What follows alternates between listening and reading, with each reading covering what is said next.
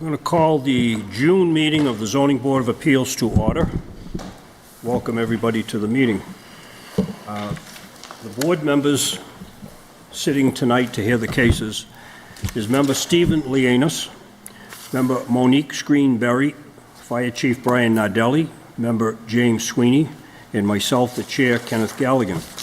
Also, for one case tonight, we have an alternate that is going to sit in so that we have a full board, and that would be Ms. Jamie Hodges. I would ask anyone in the room that has a cell phone or electronic device if you would just put it on silence or shut it off so it doesn't affect the meeting. If you need to use the telephone for any reason, please take your conversation out into the hallway. I will advise you that this meeting is being televised tonight. It's on local cable TV. It is live, and it will be repeated numerous times throughout the month. Prior to the start of the meeting tonight, there is an opportunity for any potential petitioner to withdraw from tonight's hearing. I will say that we have two withdrawals that have come before us prior to the start of the meeting. The first one that's going to be withdrawn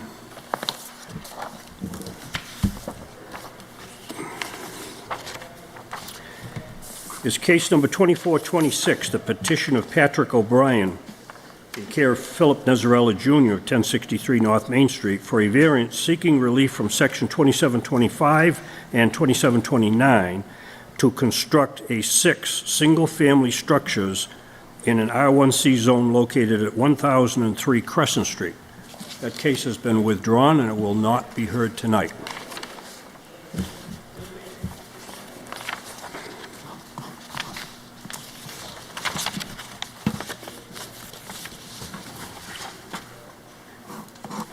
The second case that has been withdrawn is 2428, the petition of Adam Kaufman, care of Philip Nezarella Jr., 1063 North Main Street, Brockton, Mass., for a variance seeking relief from Section 2725 to develop a residential structure on Lot A located at 454 Copeland Street. Those cases have been withdrawn without prejudice. They may come before us again. If they do, they will be re-advertised. Is there anyone here tonight that wants to withdraw prior to the start of the hearing? Okay, seeing none, we have 5 cases before us tonight. The way the hearing will go, I will call the petition, and the petitioner will come up to the podium and present the case to the board members. When the petitioner has completed the presentation, I will ask the board members if they have any questions of the testimony that was just given. When that is complete, I will then open it up for public discussion. I will first ask if there is anyone here that wants to speak in favor. When that is done, I will ask if anyone here wants to speak in opposition. I will then ask if there are any elected officials that want to be heard on the issue. And lastly, I'll ask if there is anyone in the audience that has a question relative to the testimony that has been given. At that point, the public discussion of the case will cease, and now I will turn the meeting over to deliberation by the board members. You will probably hear one member at some point make a motion to grant. If another member makes a motion to second that, I will then call the clerk to call the roll. He will call the roll, and he will announce the number of votes in favor, the number of votes against. He will inform me as the chair, then I will announce what the vote is, and I will tell everyone here tonight whether the petition has been granted or denied. Now, for a petition to pass, there are 5 members voting tonight on all the cases. If all 5 members vote in the affirmative, the petition will be granted. If 4 members vote in the affirmative and 1 in the negative, the petition will be granted. If the vote is 3 in favor, 2 in negative, the petition will be denied. So basically, a petition needs 4 affirmative votes in order to pass. So that's how the meeting will go.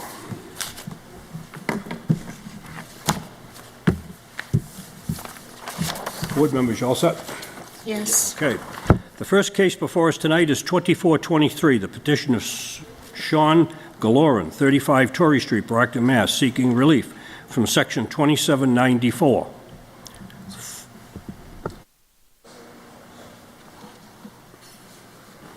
Oh, I'm sorry. We're going to do the second one first? Yes, because Jamie has to leave. Okay. Yes. All right, we're going to change the order because I've been informed that our substitute board member needs to be heard first. So I'm going to reverse this order. So the first case that we will hear tonight is 2424, the petition of Eversource Gas Company of Massachusetts, 800 Boylston Street, 17th floor, Boston, Mass., for a special permit seeking relief from Article 3, Section 2725, Section 3, subsection B, and Article 5, Section 27-38, subsection B, for a public utility installation infrastructure in an R1C zone located at Plot 18 South Layden Street. Hello. Gentlemen, please identify yourself. Yeah, thank you, everybody. My name is Brendan Pitts. I'm a professional engineer and lead engineer with Eversource Gas in Massachusetts, serving our Brockton area. And with me is my colleague, Nick White. Hi, everybody. My name is Nick White. I'm an engineer with Eversource. Awesome. All right, well, I appreciate the time. I'm hoping, actually, we have a few exhibits, if you don't mind passing out, or we can pass out for you. Thank you very much. These are just Yeah, is that going to help us make a decision here? it's just a condensed version of what we've already provided. I didn't know if you guys had access to that. All right. If you don't need it, by all means, feel free to hold off. I will allow that, but I just want to caution you that if it's in depth, we don't have time to go through all this tonight. Oh, of course not. No, it's just a 5-page summary of the drawings and documents we provided you already. Just a visual aid. I appreciate that because the package you gave us was very extensive. Yes, very in-depth. We tried our best, but that's why the summary is provided, so I appreciate it. But all right, I'm hoping to use this quick time presentation to go over kind of what we're doing, how we're doing it, and why we're doing it. I'll cover why and how first. So as we discussed, this is a request for a subgrade district regulator station and relief from the R1C zoning. The reason we're doing this project is Eversource Gas in Massachusetts has completed a safety assessment a couple years back, identifying new programs to replace aging infrastructure. One of those programs is a capital program to replace district regulator stations. These regulator stations regulate pressure, per the name, from our high pressure system to our low pressure system, which services much of Brockton, especially the neighborhood of the South Layden area. So as part of that, there's an existing regulator station in front of the Perkins Ave Mall, that area, on the intersection of South Layden and Perkins. So that regulator station was put in 1981. So it's approaching 50 years old. And as part of our safety assessment and risk assessment, that regulator station was identified as high priority to be replaced. So our plan was to replace it in 2023. We started design, preliminary design, conceptual phasing, cost estimating in 2022. As part of all that work, we went through a site selection process, and our goal was to replace it in the same footprint of where it was. We can't replace it in the exact same footprint because we can't take the existing one offline while we put the new one in line. So it needs to go sequentially. We'll put the new one in and then get rid of the old one. So we wanted to offset it right down the street in front of the mall. The issue with our new station, it's not so much an issue, but a new feature of our new station design is that it includes some more above grade appurtenances. So it's a triple vault design, so 3 subgrade vaults, 5 by 5. In addition, it has 2 above grade telemetry cabinets and 2 above grade vent stacks. So these obviously can't get sited in the they can't get sited in the public right away, but they can't get sited in sidewalks or roads. It will impact traffic. It will impact ADA accessibility for wheelchair ramps and sidewalks. So we have to locate them outside of the traveled way. And in the city of Brockton, much of the property lines abut the back of sidewalk, so that leaves very little room to site it. So we have to usually solicit easements from private property to site the above grade features. So we reached out to the Perkins Mall owner, who declined our proposal to gain an easement on his property. So from there, we had to try to find either a large right-of-way in the general vicinity, which did not exist, or a private property that we could solicit an easement from. Being residential, we don't like to obviously site these regulator stations on residential property. We don't want to impact any homeowner with these. But we did find this underdeveloped, unutilized lot in the area. So we solicited the owner of that lot to see if he'd be open to allowing us to put an easement on his property, in which he was open to not only giving us an easement, but selling us the property. So we did our due diligence, figured it'd be a public utility installation, worked with the building department and the public works department to site the project and move forward with it, purchasing the land in September of 2023. So starting in September 2023, we started our site design, which I'll let Nick talk more about the site design and site features. Yeah.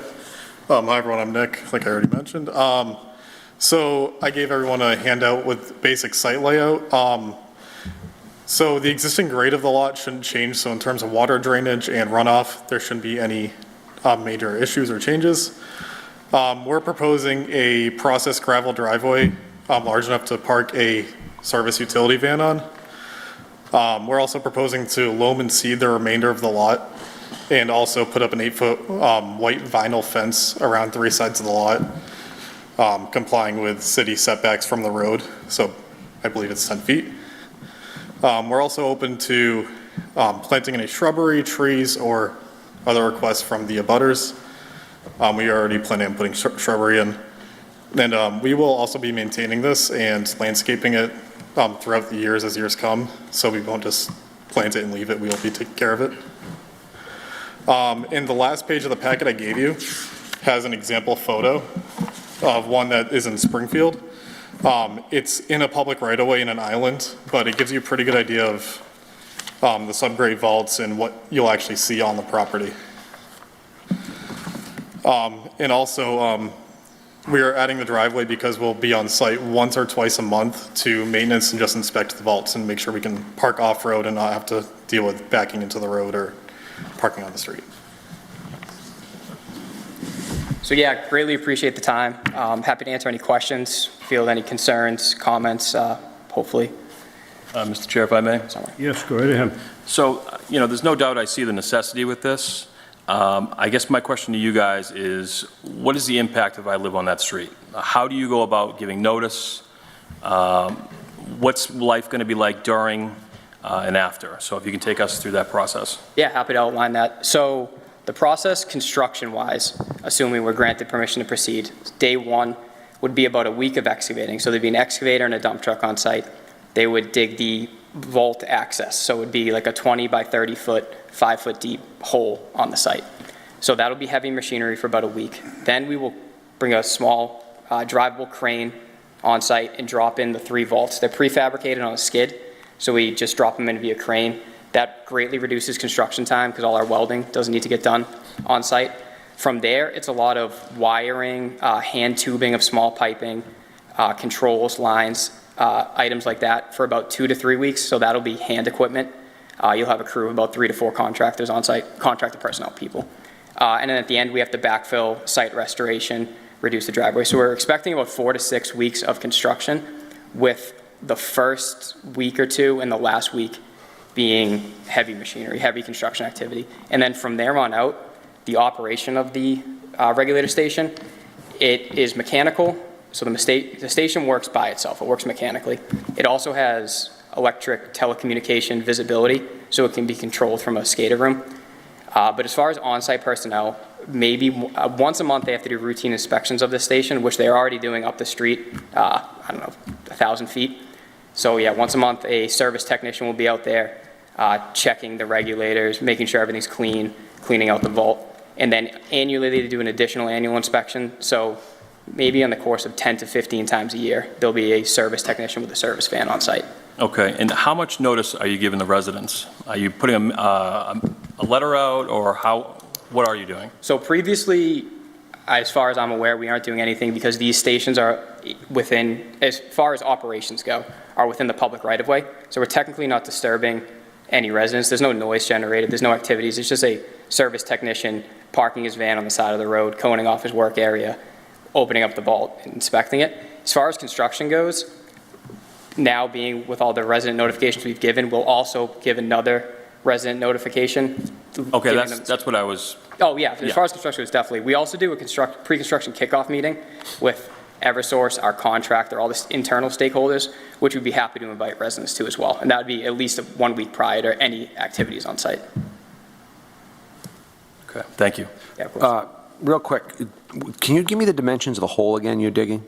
The whole, Approximate, it doesn't have to be. yeah, I would say the entire footprint of the regulator station subgrade is about 15 feet wide, so facing the road, looking at the site, 15 feet wide on the frontage, 50 feet back, And what's the depth? 5 feet. Okay, so I think I have a concern during construction. That's a lot of children in that neighborhood. Of course. There would have to, and we'll talk about this with stipulations, there would have to be some sort of construction fencing up around that, or some way to protect that hole at all times. You know, that concerns me deeply, especially as a fire chief. Is that currently low pressure in that neighborhood, and are you upgrading to medium to high pressure? Not as part of this project. So the neighborhood itself is currently low pressure, and Okay. these regulator stations serve to enable the low pressure system to exist. So you're continuing the low pressure down there? Because I know we have, and again, this is off, separate from this, but throughout the rest of the city, they're upgrading to high pressure throughout so many other parts of the city. Is there a reason why they don't just try to upgrade this now instead? Yeah, so that's, technically we're doing them in tandem. The low pressure system in the city of Brockton is robust, as you clearly know. Yes, So very it's much. in the realm of about a 10-year plan to replace all the low pressure within the city to high pressure. That's the goal. Ideally, we hit that target. Mm-hmm.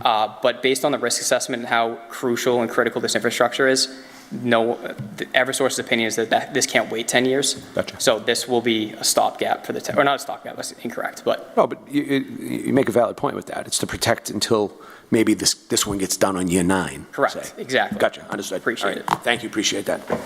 I do have one more follow-up question. What are the hours of operation during construction? So Eversource, as a standard, is a 7 to 5 operation, but typically our contractors will work 7 to 3:30. Some contractors, if they're traveling from out of town and want to get more hours, and will do 7 to 5. But we're open to any construction hour stipulations that you need.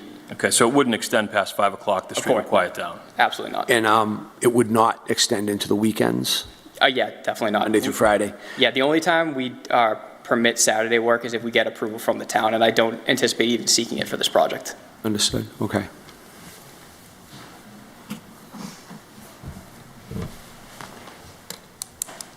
When the initial construction is going on, you mentioned there's going to be heavy equipment there. Correct. At the end of the workday, where does that heavy equipment go? It will remain on site. So the dump truck likely, and this is information I can provide you later because I'd have to speak with the contractor on site. The dump truck will probably travel back to the yard and travel on a daily basis, but the excavator itself will remain on site, parked in the back, locked. And to his point, there will be a construction fence blocked off the entire duration of construction, so no one will have access to the excavator. So we'll say at 5 o'clock, when everybody's done, we're not going to see any construction equipment packed in the street. Absolutely not, no. Yeah, when we did start the project, the contractor would show up with one personal utility vehicle, like a F-150, and they would take it home at the end of each day. So the only construction vehicles will be the excavator parked on site. This pre-construction survey that you talked about, where would that be held? On site? Yes. You would invite the neighbors on site? Yeah, definitely. If we can get a list of abutters and we have the certified abutters list of this project, so we can invite them. We do a technical meeting. We can do a pre or post abutter notification meeting, address any concerns they have. Happy to do that. Do you have any similar installations in the city of Brockton? So yes and no. As far as we have similar, there's 8 district regulator stations in the city of Brockton. They're all old. So we haven't done a new construction district regulator station. Our new design is a triple vault design. It meets all the new DPU requirements. Our existing vaults are mostly double vaults, but the concept's still the same. And there's 8 of them located throughout the city. One of them, like I said, currently exists 1,000 feet up the street right in front of the Perkins Mall, the intersection of Perkins and South Layden. Are you familiar with the city of Brockton at all? Yes, I'm working here. There is what I think similar to what you're talking about, located on Forest Avenue at West Street, up against the fairgrounds fence, opposite the West Library. Yes. Are you familiar with that? Yeah, I know of it, correct. Is what you're talking about tonight similar to that? Yeah, I would have to get details on that exact station, but I can definitely confirm that I will confirm it's similar. So I understand that when this is done, all of these vaults are going to be below grade, Correct. and the only thing that's going to be above grade is a couple of control stations. Correct, yeah, 2 traffic cabinets, as we call them. All right, the next thing that comes up then, aesthetically, what is this going to look like to the neighborhood? I think in the presentation that you gave us, you're talking about an 8-foot fence. We allow a 6-foot fence, and if you go any higher, you have to have a special permit to do that. Okay. Is there a specific reason why you're going to go for an 8-foot fence? No, that's just our typical standard we've used in other communities when doing these type of projects. Like we said, we're going to propose a white vinyl stockade fence, so it's more aesthetically pleasing. But if this council would prefer a 6-foot fence or a 4-foot fence, or whatever the neighbors and the abutters would prefer, we're completely open to amending that. I think that my concern it would look like a compound with an 8-foot fence, a white 8-foot, it's pretty imposing, an That's 8-foot fair. white. So that's why I brought it up, that if that's something that's required by the gas company, I guess that would be required. But I think you should give consideration perhaps to a 6-foot fence, so aesthetically, it's not negatively imposing like an 8-foot would. Just my thought. We'll talk about that. The other thing that you need to address is what kind of landscaping are you going to do around this fence to make the fence so that it's not stark and imposing? Yeah, so as of right now, I would say open to recommendations and suggestions. We, as Eversource Gas, don't have any internal or DP requirements for these type of stations as far as security privacy fencing. So the purpose of any sort of privacy fencing would be simply aesthetics. So direct abutters don't have to look in to the site. So like you said, the fence height can be amendable. As far as our plans currently for what we plan to do the site for site restoration, as Nick mentioned, we're going to put a small gravel access driveway in. The pits will have a small buffer strip of gravel around them, like 1 to 2 feet wide just for sloping, and the rest of the site will be grass. So I think it's over 75% of the total acreage will just be restored with loam seed and then eventual grass coverage. But if there's any sort of shrubbery or plants to any specification that this board would want or require, we're happy to add them. Just whatever makes everyone the happiest, definitely open to it. We have a section of zoning that specifically describes that, where a commercial venture is up against a residential, and I think it would fit this location.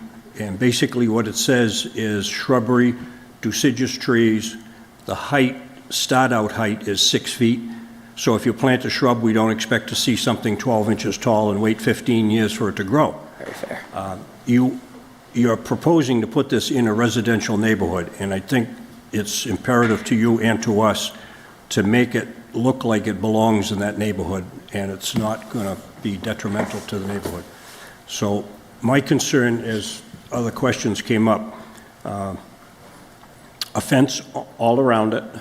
We will, if it's granted, we will specifically cite the section where you would have to put shrubbery around it to make it. You would maintain the cutting of the grass. What about security? Can you describe any problems or concerns that you have with security of this thing? No, so there's only, I guess, 5 points of entry, the 3-volt doors themselves and the cabinets themselves. All of those will be locked. There's a lock system that the Instrumentation and Regulation Group of Eversource utilizes. And then inside those cabinets, there's not any manual controls. It's all visibility. So it's just inside the cabinets, it's an electrical service, and then there's pressure and temperature recordings that come through. So those get reported back to our SCADA system. But as far as manual control settings within these cabinets, there isn't anything. And then as far as the vaults themselves goes, as I said, they're all locked. And within the vaults is all plumbed mechanical appurtenances. So the only way to do any anti-security items would be, you'd have to, 1, know what you were doing, and 2, have heavy equipment to move around and So you have operate these. addressed the possibility of vandalism. Correct. What about lighting? Would there be any lighting at all for this, or just? That's not our plan. These typically don't get any operation from Eversource personnel unless the sun is up. The only time you would ever have to go to one of these at night would be some sort of storm emergency, the thing flooded during a snowstorm, and then we bring floodlights of our own volition, whether it be from the headlights of a car. But So my concern is, I don't think it would be appropriate if you put a light on an Edison pole on the street that lights up your lot and lights up everybody else's yard. So there's no plan to do that. Absolutely not, no. Do you normally, in your course of construction, and when this is done, do you put some type of a sign on the facility of who to call in case of an emergency? Yeah, I believe our standard is that on the vaults themselves, there is a large sticker with an Eversource contact number, and I believe we have been putting the similar sticker on the cabinets. I would think it would be important to put that information on the outside of the fence, so that if there was a problem, somebody would know who to call. Even if the fire department, the police department went there, it is helpful to know who the phone call should go to. Can you assure us that we won't be smelling any gas coming out of this facility? Yeah, correct. These do not emit gas in nature. Full disclosure, the only possibility of these regulators venting gas is a phenomenon called the burping of the gas. So the pilots operate similar to the gas regulator on your own house or the gas regulator on your stove. So there is a possibility they build up a trace amount, bottle cap amount of gas, and if they need to relieve that minimal amount of pressure, they burp so that they vent. And the reason the vents on the vaults themselves are there isn't for gas venting or methane venting, it's for subsoil accumulation of noxious gas. So decomposing matter, if leaves ever got in there, or just subgrade soil decomposition. But no, methane emissions should be no. What about noise coming out of this? Will there be any noise? No, so there has been studies when these were designed to make sure they meet the decibel threshold per the DP requirements. So that's all met in great contingency. They emit no noise. You would never hear one. I guess what I was concerned about is, would you hear a whistling noise 24 hours a day coming out of this thing? No, You would not. no. The only actuation in these vaults is the pilot moving, letting gas through or out through, but no whistling by any means. So I think we've addressed a lot of issues here tonight, and during the initial construction, you're saying for a period of time there'll be heavy equipment. At night, that heavy equipment will be off-site, off the street, I should say. On-site, off the street, correct. On-site, off the street. And towards the end, you may see the same thing, but everything at the end of the day would be off the street. Correct. During the day, you could have vehicles that are parked in the street as part of the construction. Correct. It'd be mostly people from Eversource visiting the site, but as far as the contractor performing it, it'd be minimal vehicles. And I think that is probably something that's normally associated with construction, but I would caution you that you should make every effort to make sure that in your conversation with the neighbors down there, that everybody understands who's going to park where and what's going to be parked where. I think that's Definitely. crucial. All right, we've had a lot of issues that we've addressed. Is there anything else that we... Mr. Chair, I have one more question. Just a quick question. What's the time frame for completing the construction? For the on-site work, I would say 4 to 6 weeks from start. 4 to 6. So 4 to 6 weeks from the beginning to the end. Yeah, that's our best estimation at this time. So my question relates to safety. We have a lot of acrobatic drivers in this city. If the cabinets or the poles got hit by a motor vehicle, is there any explosion possibilities? I noticed that the cabinets have bollards in front of them. I didn't see any on the, what I'm thinking, those are vents. Yeah, so the vents, I'll speak to first. The vents would have no issues. The vents actually have breakaway flanges built into them, so if they do get hit, they're meant to dislodge. They, like I said, they're strictly atmospheric vents. Okay. They don't emit methane. As far as the cabinets go, the cabinets have, one set of cabinets is full of electrical equipment. The other set of cabinets is full of what we call sense lines. It's 3/8-inch stainless steel tubing that runs from the vaults to this cabinet, and at the termination of each one of these tubings is a pressure gauge. So it's simply to monitor pressure and then report that pressure back to our SCADA system. Like you said, these will be protected by bollards. They'll be, I think, set back well over 50 feet, maybe 75 feet into the site, and they're located actually no, they're in the back. So they're about 100 feet from the road, furthest away from the driveway, and protected by bollards. Now, if these did get struck, would, in the pressure gauge dislodge, could there be an emission of methane? Yes, but we took all safety precautions to make sure that doesn't happen. Okay, so it is set back quite a bit more than what we're seeing on the packet you provided. Yeah, the Currently, the plan is to put the 2 cabinets in the rear of the vaults. Yes. So that would be, I think it's 35 feet setback from the road. The length of the vault's 50 feet. So we're talking close to 100 feet from the road. All right, thank you. I didn't realize the lot was that deep down there. Yeah, it's 57 by 120. It's a nice little undersized lot. On bollards, a suggestion would be made to put some bollards in the front of that, probably adjacent to the driveway, where if somebody drove in that dirt road. If you're talking about bollards in the rear, I don't see how anybody would ever get to the rear of that place, but most vulnerably, it would be from the front. Just a suggestion. Taken. Any other questions from board members? Everybody's good? I'm going to close that portion of the hearing. I'll open it up for public discussion. Is there anyone here that wants to speak in favor? Yes, please come forward and give your name to the clerk. Good evening, board members, council, chairperson, thank you. Thank you. Please give your name to the clerk. My name is Ronald Bethany. I am the owner of 85 South Layden Street. I bought the property back in 1985. I have a tenant here that's been living there for the last 20 years. We never had a problem with rats. This is my biggest issue. Ever since they dug up South Layden Street and went all the way up to wherever, they've been digging up the whole neighborhood. Obviously, everybody's aware of that. We've had nothing but rats coming out of the whole neighborhood's full of rats. Stacy, can you come up here? This is my tenant. Her name is Stacy Raymond. She's been living there for over 20 years. She'll tell you, we never had a rat in the house in all the last 20 years that she's lived there. Now they're digging holes all underneath the house. What'd you say, 3? We killed 2 of them yesterday. Please step up to the microphone. Yeah. We killed 2 of them yesterday that got into my house. They're digging underneath. I have like about 20 holes that we filled over like 5 times already. They just keep getting in, and they're running across the street. People are hitting them. We had like 5 of them dead running up the street that cars are hitting. They're just running everywhere because of this. And I don't know when they notified us about this first construction, but I was never notified, and I live right there. And they're there at 6 o'clock in the morning, and I have kids. It's too early in the morning. All these trucks going in and out, it's been months and months. Now they want to come back. When is this going to start?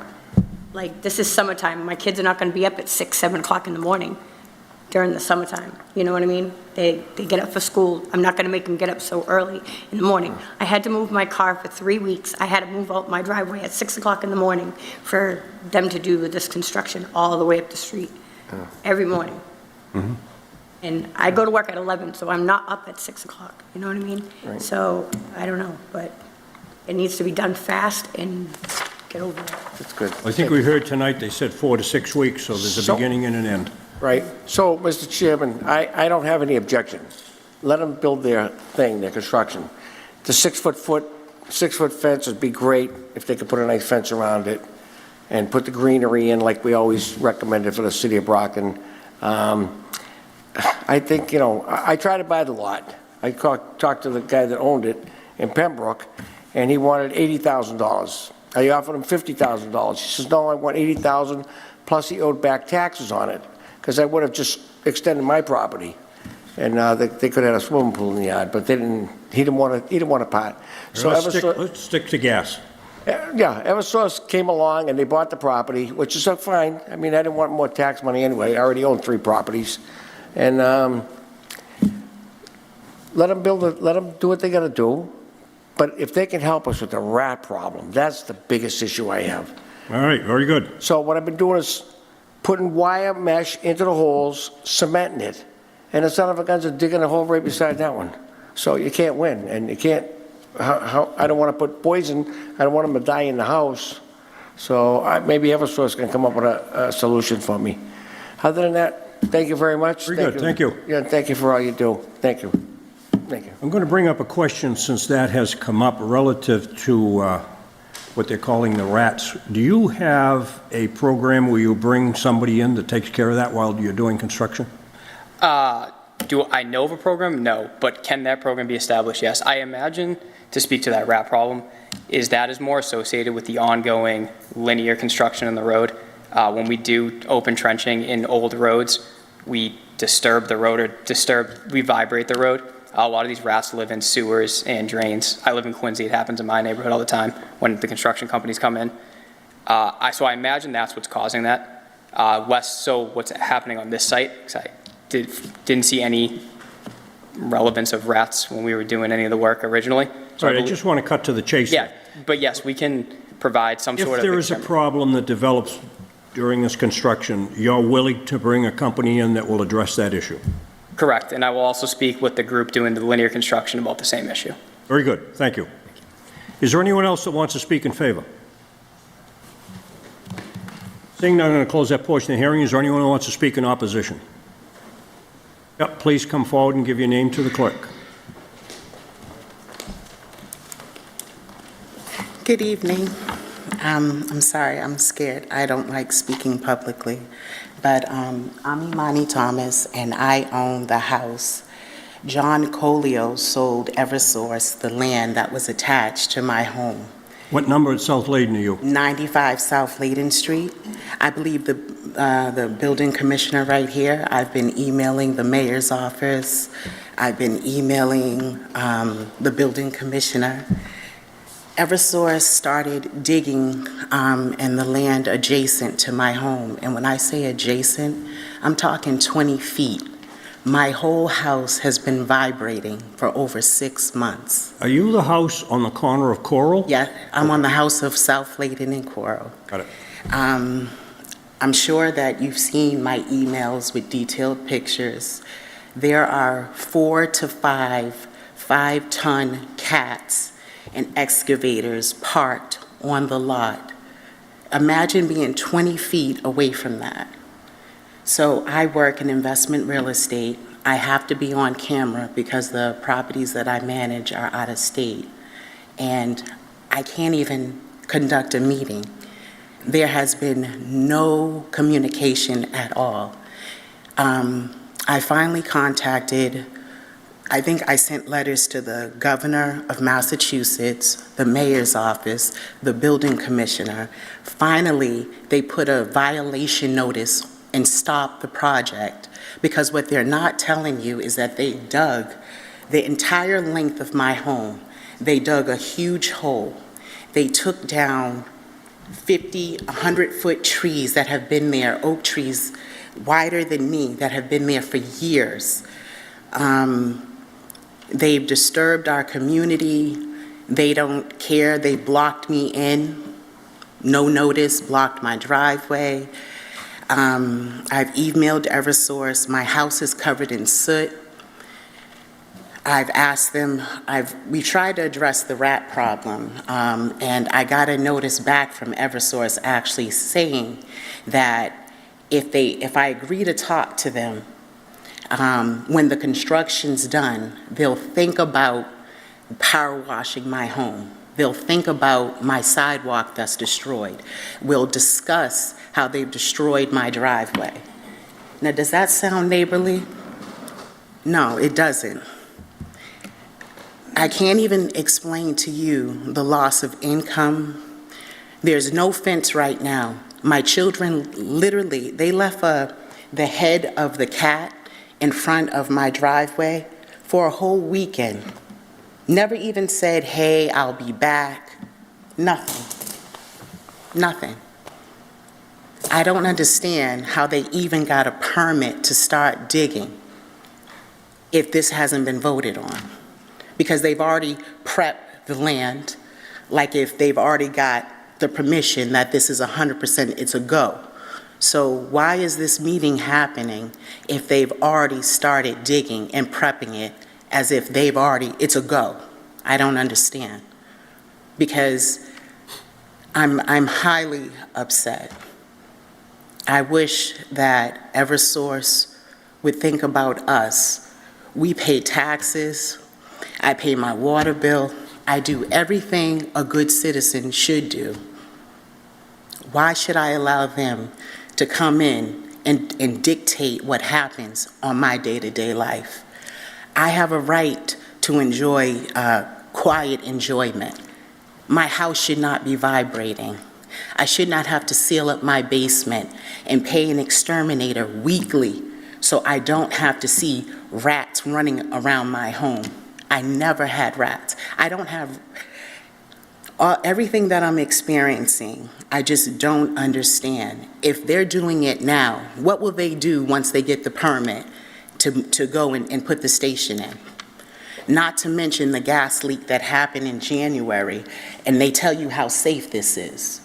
Well, if my children are less than 20 feet away and anything leaks in that ground, what happens to my drinking water?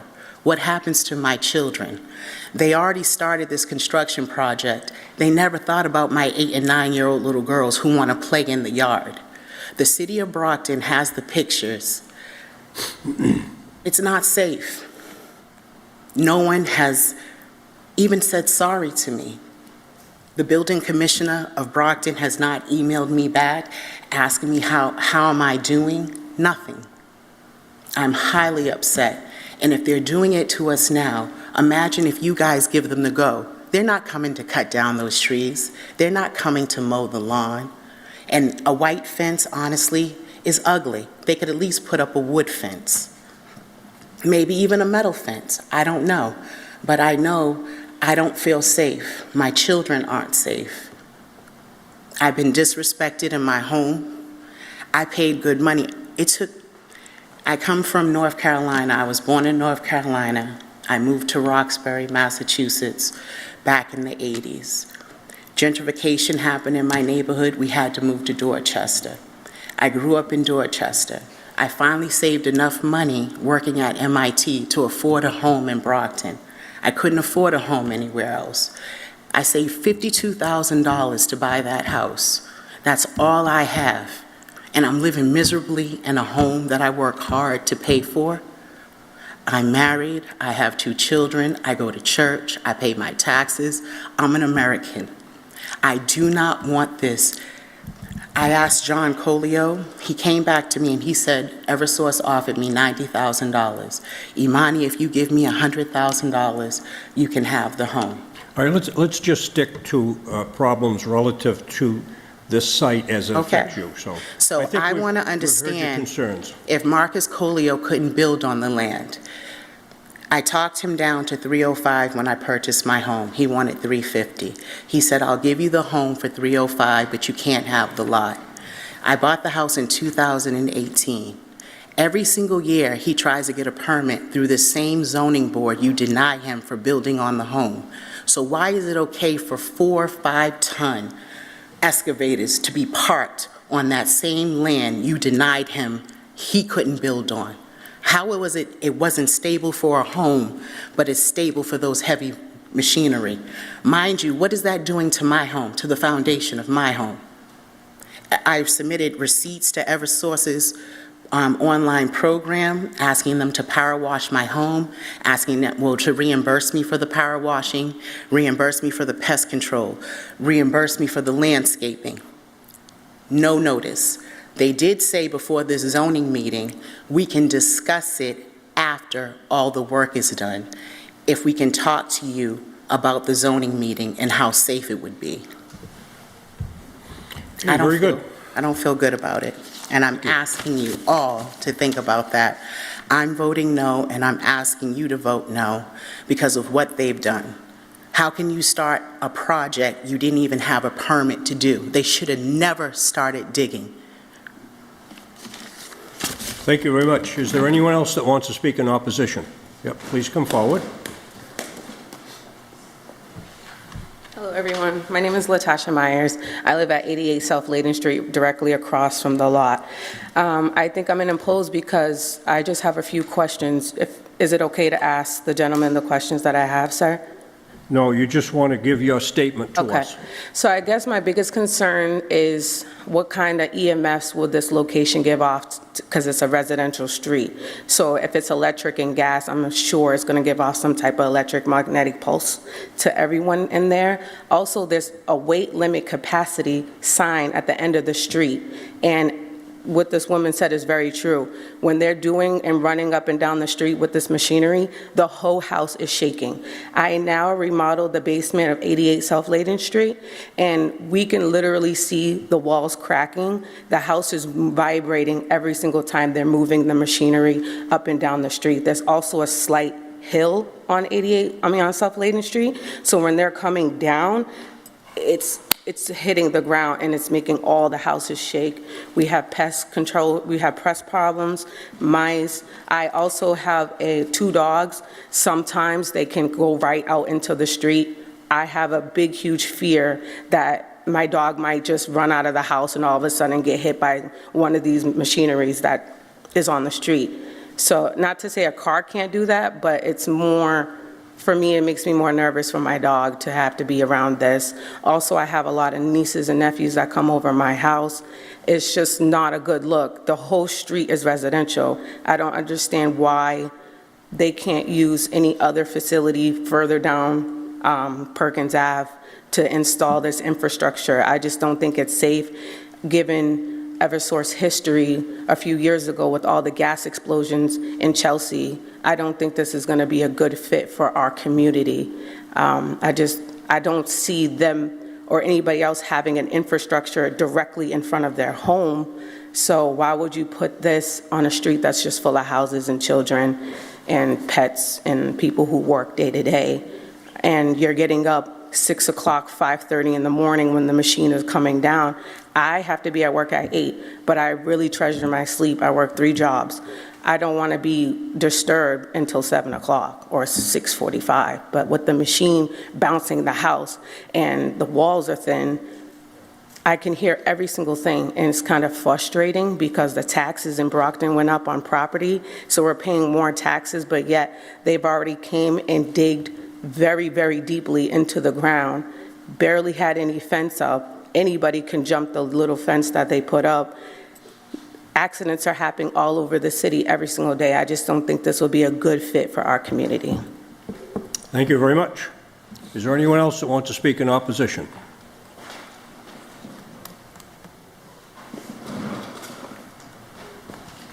Hi. Laura Lopes, 81 South Layden Street. Just speak right into the mic. Laura Lopes, 81 South Layden Street. 81? 81. Thank you very much for the opportunity to express my opposition to this. My issues begin with how Eversource sort of managed community engagement as it relates to this project. They have many projects across the state. One example would be Longmeadow. They have a website that's dedicated to community engagement, stakeholder engagement, all of the sort of considerations, their options, what they can, what was on the table, why they chose the location that they did. They did none of that for us. They sent a letter to us and said, we hope to get this project done in 4 to 6 weeks, and then we'll be out of your hair. And I want to know what the difference is between Brockton and Longmeadow. I think that the way that they treated us in such a dismissive fashion as to not engage with us until they said, well, we'll meet with you right before the meeting. That was the response. So we'll meet with you right before the meeting to address your concerns. But it's not just my concerns. It's a community concern. One thing that people no one has mentioned here is the impact to property value. For me, I'm 2 houses up. This lot was initially wanted to have a zoning appeal to build a single-family house. The reason there is not, you didn't realize how big the property was, is because they took down trees. The trees were taken down when there was that storm. So having said that, what they did, they purchased the property with the trees on it. But they didn't move the trees until they needed the property to be able to use a place to park their vehicles when they were doing the street construction. That's why they moved those trees, and they actually pushed them to the sides, and that's when we started seeing rats. So my concern is, I have many concerns, but one of them is how they dealt with us to begin with as a community, not as individuals. They did address individual concerns. Imani talked about that. They met with her. They said, we'll take care of this. We'll talk with you after the project is over. But they had no conversations with anyone else, except for this sort of what I consider to be a demand letter. The other concern that I have is around emergency management. So what is the plan if something happens? How do we, what are they going to do? I have seen nothing. I also have not seen what other options did they investigate. There's tons of industrial property around South Layden Street in Perkins. So they decided to move it from something that was commercially zoned, and I'm not sure what their arrangement is with the strip mall owner there. I'm not really sure how that all worked out. But they're saying that it is in such disrepair that it would be more beneficial to the neighborhood, I believe more beneficial to Eversource, to buy a $90,000 footprint so that they could dig down and put in something else. That's actually what I think. But I have no evidence because we haven't seen anything. They haven't held any community meetings. They haven't done anything for the people of South Layden. So, you know, in summary, because I know this is going to be a long meeting, and I appreciate your time, and I know you all have had a long day, but I really can't stress enough to you that Eversource has other options. I believe them to have, this is the cheapest option. This is not the only option. And I take exception to the fact that they chose our street and 2 houses up from where I live to put this sort of underground infrastructure. The reason that he said that it was underground, and he said, oh, you know, don't worry about it, you can't hear anything. What he didn't mention was that we all have basements, and most of our basements have home offices, myself included. I work for UMass Boston. I'm the Assistant Dean of Personnel and Operations, but I do also work from home. And I'm telling you now that the vibrations, when they were digging, I went into the office. I couldn't hear myself, and it was without regard.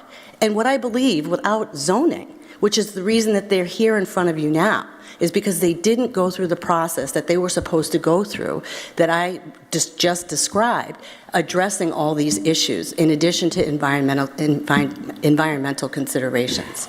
So with that, I'll just close, and thank you very much for your consideration and your thought as voting this zoning exception down. Thank you. Thank you. Is there anyone else that wants to speak in opposition? Seeing none, I'm going to close that portion of the hearing. Is there any elected official that wants to be heard on the issue? Seeing none, I'll close that portion of the hearing. Is there anyone in the room that has a question relative to the testimony that has been given? Seeing none, I'm going to close that portion of the hearing. That concludes the public hearing. I will now open it up for discussion among board members. I guess my question is how they got started already. I don't know if there's any history on that. So I think with my opinion, and if it's all right, Mr. Chair, I'd like to have the gentleman come back up for one more second to answer another question. I think we're mixing a couple of issues here. The linear work they're doing all over the city. This is an ongoing project with the water main project that's going on that started 2.5 years ago now and is expected to last another approximately 8 years. My other concern is the fact that if the digging's already started on this site, and I think that's my concern, if we could pose that question to them again, just for better context. The digging that was started? So no, has excavation already begun on the project that they're here before zoning tonight for? I guess is my concern, because that's another layer. I'm not, folks, I'm posing it to the chairman. This is our discussion right now. I was wondering if we might be able to ask the Eversource folks to come back up and answer that question. Okay, I'll allow that question. The question is, has construction started on this site prior to tonight? The answer is yes. Do you want me to elaborate on that, or? I would, because I think that's a little disingenuous. I mean, you know, listen, I completely understand. We are trying to make a system safer, and I am 110% on board with that. They had to go to zoning. My problem is you didn't lead with that. So if you could, I'd appreciate that. So yes, to answer that direct question, excavation has started on site. The reason being is when doing the due diligence of purchasing this site, so when we identified the site as a possibility to purchase it in spring of '23, we met in person with the building department, we met in person with the Department of Public Works. The building department told us that this is utility work, it's underground work, and those permits should be directed to the Department of Public Works. So we brought this to the Department of Public Works, who told us, yes, this is underground work, this is utility work, this is similar to all other work you're doing in the city, the permit will come through us. We took that as factual enough to proceed with purchasing the lot. We purchased the lot. Then we submitted a permit to begin excavations, a trench opening permit with the Department of Public Works. The Department of Public Works approved that trench permit, which we took as permit to proceed. So we proceeded based on the Department of Public Works permit. Not understanding that you needed to come before zoning for operation doing this project on a residential lot. Correct. It was our understanding with the meeting we had with the building department that this formal meeting would not be required because of the utility work nature of the work on site. Okay, that's all I have, Mr. Chair. I don't want to belabor that. I just wanted to make sure we didn't, at the time, I think, have all that information. Agreed. Thank you. Thank you. I appreciate it. All right, so there's some confusion about how it got to where it got to. If you look at zoning, it is an allowed use for that property with a special permit from zoning. So that's why they're here tonight, that it's not a variance, it is something that is allowed with a special permit. It's not prohibited. So apparently they started construction, I believe the hole has been filled in, and now when they excavate it, it's going to be disturbed earth that would come out. It's not undisturbed earth like it was before. So anyway, there may have been miscommunication, I'm not sure, but here we are tonight looking at the possibility of granting a special permit for something that is allowed, but it says in our zoning that the zoning board has every right to put restrictions on what is being proposed. So I think that's the basis of all the questions that we asked tonight and the suggestions that we made. I guess my opinion is there's probably a better spot for this. So that's how I feel. So during the discussion, I think what I heard was that they are very limited where they can locate this. I'm not an expert on this by any means, but for some reason, this was the preferred location, and there is a station similar to it at the corner of Perkins Avenue and South Layton. It's been there for a number of years, so I understand that this is going to be similar to what is at Perkins Avenue. And he said there's 8 of them around the city right now, so this is not something that is new or out of the ordinary. So if this is going to be granted, there are numerous stipulations that we would put on this, and through the questioning that you had during the presentation by the petitioner, I made notes on numerous things that would be required as part of the special permit if it's granted. If it's not granted, I don't know what their option B is. I don't know if they'll go someplace else. I don't know. We didn't hear any testimony that if this was not allowed, what would happen to the gas down there. I don't know. Motion to grant. Second? All right, a motion has been made and seconded to grant, and on the motion, we had discussed, they mentioned an 8-foot fence, and we mentioned that in our ordinance, the maximum height of the fence is 6 feet without another special permit. I believe what I heard from them is they could live with a 6-foot fence. So what's your feelings on that? I would agree. Just stay with the 6 so we don't have an issue. And so we wouldn't have to grant 2 special permits if this goes through. That's my opinion. They're amenable to it. I don't think there's a problem with that. And I think it's going to be important that it is, if it's granted, it's properly landscaped as the conversation that we had. So anyway, with numerous stipulations, a motion has been made and seconded to grant. So will the clerk please call the roll? Mr. Landis. No. Chief Nadelli. Yes? Mr. Sweeney. No. Ms. Greenberry. Sorry, Ms. Hodges. No. Chair Galligan. Yes. Mr. Chair, that's 2 in the affirmative, 3 in the negative.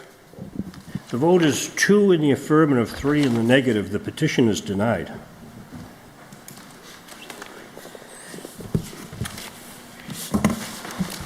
Appreciate the time. Thank you. Thank you. Thank you, everybody.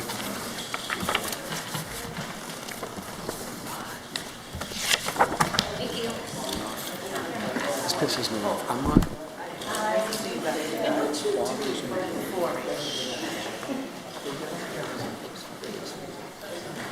This is my issue. That's the reason I voted for it.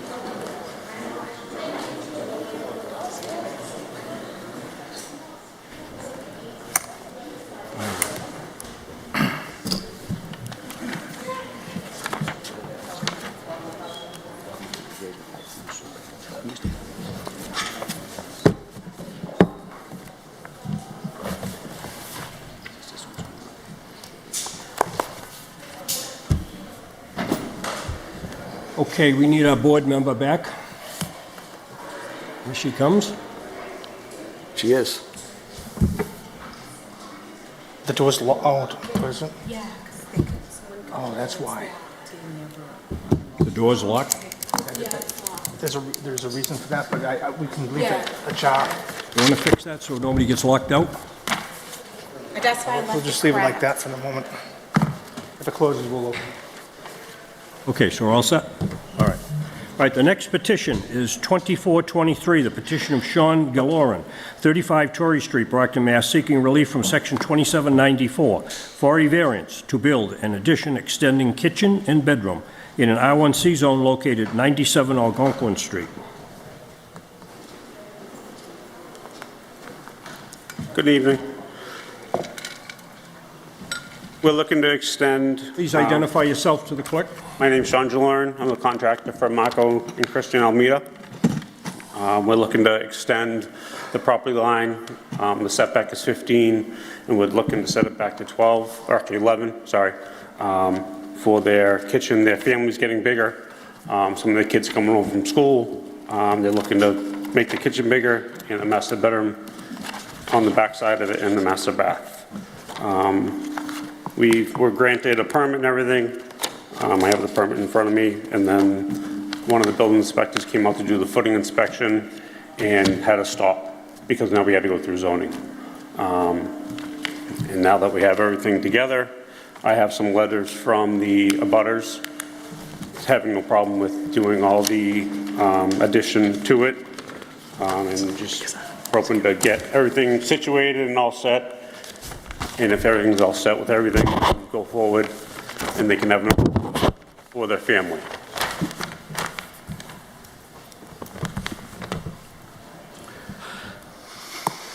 All right, you are looking for a variance. Correct.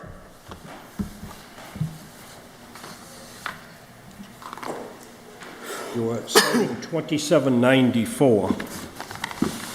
Where did you come up with 2794? I was told to look it up online on the zoning part through, I forget his name, the grayish color hair. He's one of the guys in the building department, because the setback is 11 feet. All right, you're referencing a section in zoning that is not what you're looking for. You're looking for 27.9, which is the dimensional side yard setbacks. Okay. So are you aware of what the side yard setback? Yes, the setback is 15. Yep. When I talked to Bill Forts, that's what he told me. We had if we didn't have to go through zoning, to move it back the 4 feet on that side, but they don't want to lose half of their bathroom. That's why they're trying to keep it at 11 as a setback.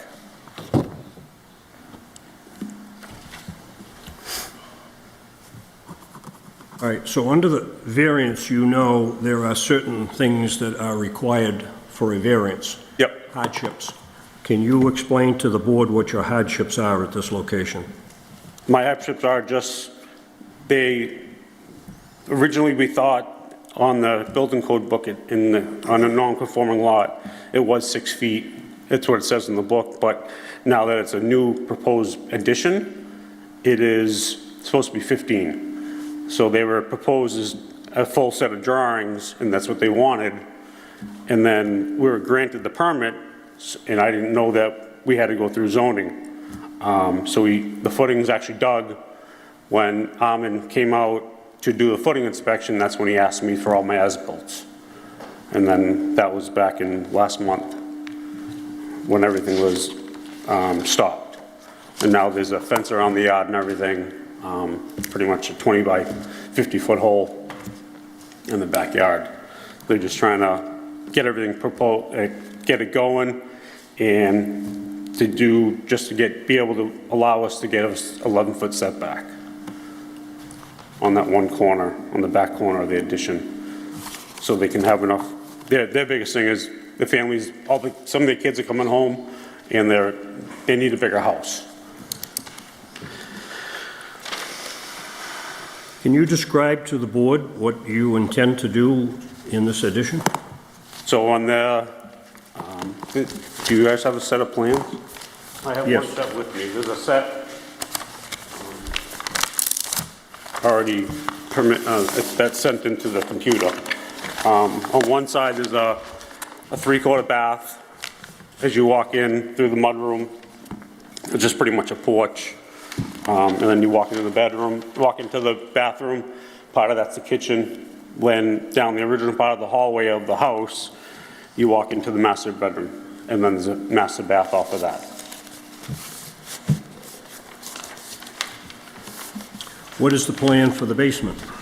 It's just there's just an empty basement. It's a full height storage, pretty much storage room. That's all it's down there. There's a bulkhead that's already attached to the house now, and then we'll just end up making a door opening into the new addition part. So the basement is just going to be storage? Yep. Because they have it's a very low head height in the existing basement. That's why, if you look in the drawings, there's a step down in the foundation on the floor.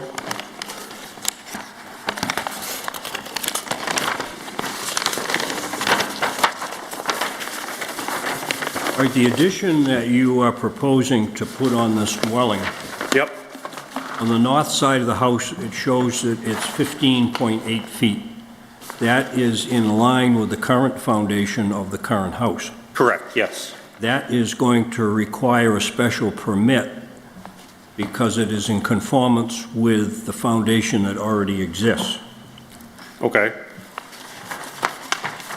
Variance is for the proposed addition, particularly on the south side of the dwelling. Correct, yes, where the 11 feet is, where the setback. Do you have any idea at all how much green space there is currently there and what is going to be left when you're done? Green, so the original driveway goes to the back corner of the house, of the original house, and that was 21 feet. And then we're putting a 12-foot little porch, 12 by 4 porch on the front of it. But the property line is on an angle, so the furthest point to the closest point to the property line is 11 feet in the back corner. All right, under that zoning, you're required to have 25% green space. Would you say that you have 25% green space? 25% of the lot. In other Okay. words, you could build on 75%. You need 25% left for green space. Yeah, there's tons of, I can answer some of those questions. yeah, this is the architect. Just step up to the microphone. I'm Stephen Please Casilla. identify yourself. Stephen Casilla, so I'm the architect for the project, so I can help to answer some of these questions. It's actually on the drawings, the green space and all of these things. So if I can give you a path to it. On the cover page, there's a chart for green space, and it basically have a lot coverage, which is 25%, And what I show is the existing condition is 8.7%, and then with the addition, it becomes 20.4%. So it is under the 25%. Okay? Okay. Initially, with the zoning, this is a non-conforming lot, and so I looked at 2712, part of the code, and I also looked at there was a section 81L of chapter 41G, the general laws of the definition of a lot. And a lot under the under the 8-1L, 41GL, basically says a lot can, area of land of ownership will, with definite boundaries, used or available for use as a site of one or more buildings. So how I interpret that is that a lot can be the property itself and a building. And so when you go to 2712, there's 5 components of that. And because it's a non-conforming lot, it allows for non-conforming lots for new buildings and for additions to actually go to a 6-foot side yard when you have adjacent properties on each side. So that's where initially this was filed under, that you need the 6-foot side yards under a non-conforming lot. And so if you go with the 6-foot side yard as non-conforming, on a non-conforming, it actually complies with the 2712. The building department said that basically that it is a new addition and it would have to conform to the 15-foot setback. Right. But that would be for a lot that isn't a non-conforming lot, whereas this one is a non-conforming lot. So I hope that helps to explain that. As far as the percentages of green space, setbacks of the parking space, all of that is in compliance with your current code. It's really just the one side yard setback, if that helps. Okay, that's the reason for the variance. Yes. All right. Is there any other thing you want to add to the presentation? Not really. I'm all set, yeah. I would here to answer, basically here to answer questions. Okay, board members, any questions? Help explain that. Do you know how much was spent on this project before it was stopped? Roughly 12,000, but mainly excavation, and then a dumpster, because we had to remove part of the back wall of the existing house. There's a small addition that was on the back that had to be taken off to do the addition.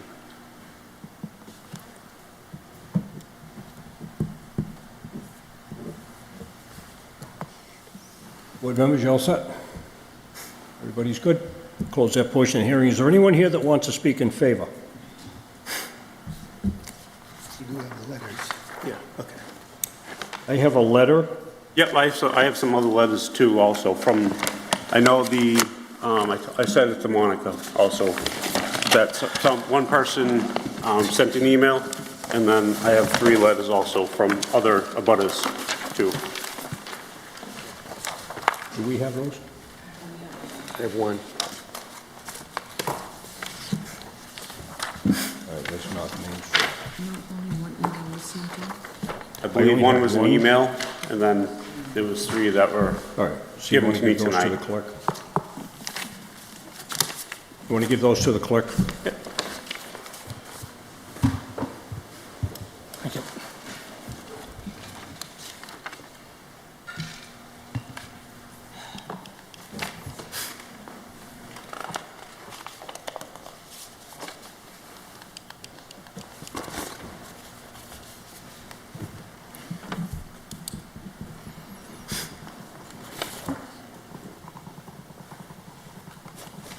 All right, are both of the,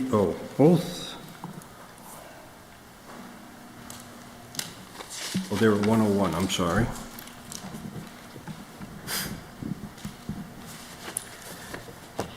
And the other one is 98.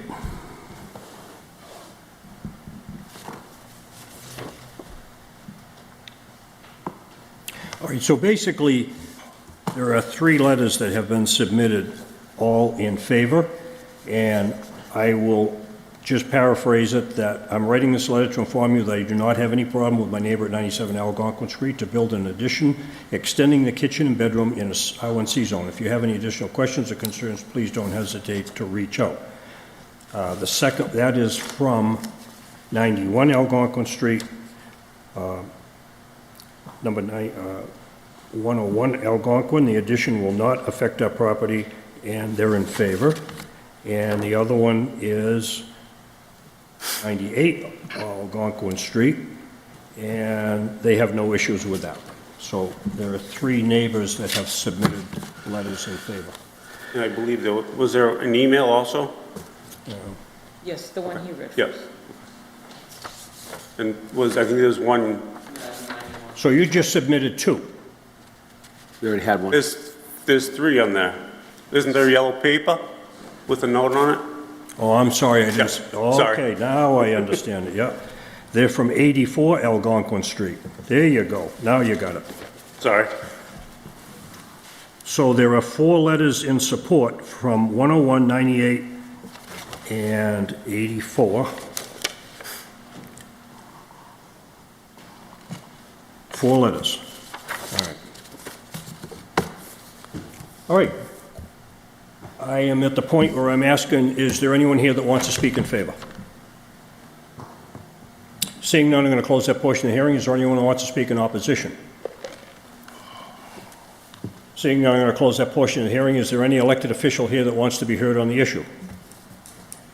Seeing none, I'll close that portion of the hearing. Is there anyone in the room that has any questions relative to the testimony that has been given? Seeing none, I'll close that portion of the hearing. That completes the public hearing. I'll now open up for discussion among the board members. Thank you.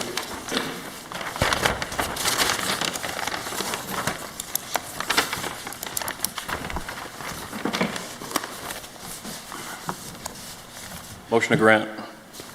Second. Motion has been made and second to grant.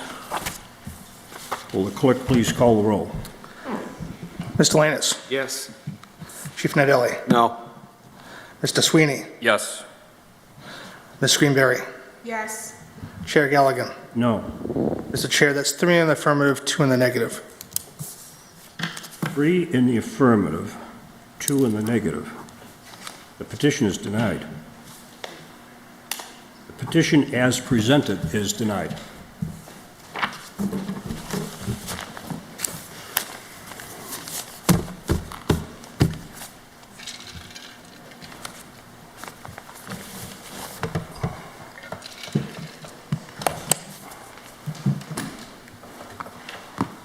The next petition is 2425, the petition of Philip Smith, 73 Southland Terrace, Brockton, Mass., for a variance seeking relief from Section 27-9 in an R1C zone located at 19 Digby Avenue.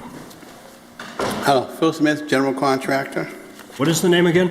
Philip Smith, Okay, got it. general contractor.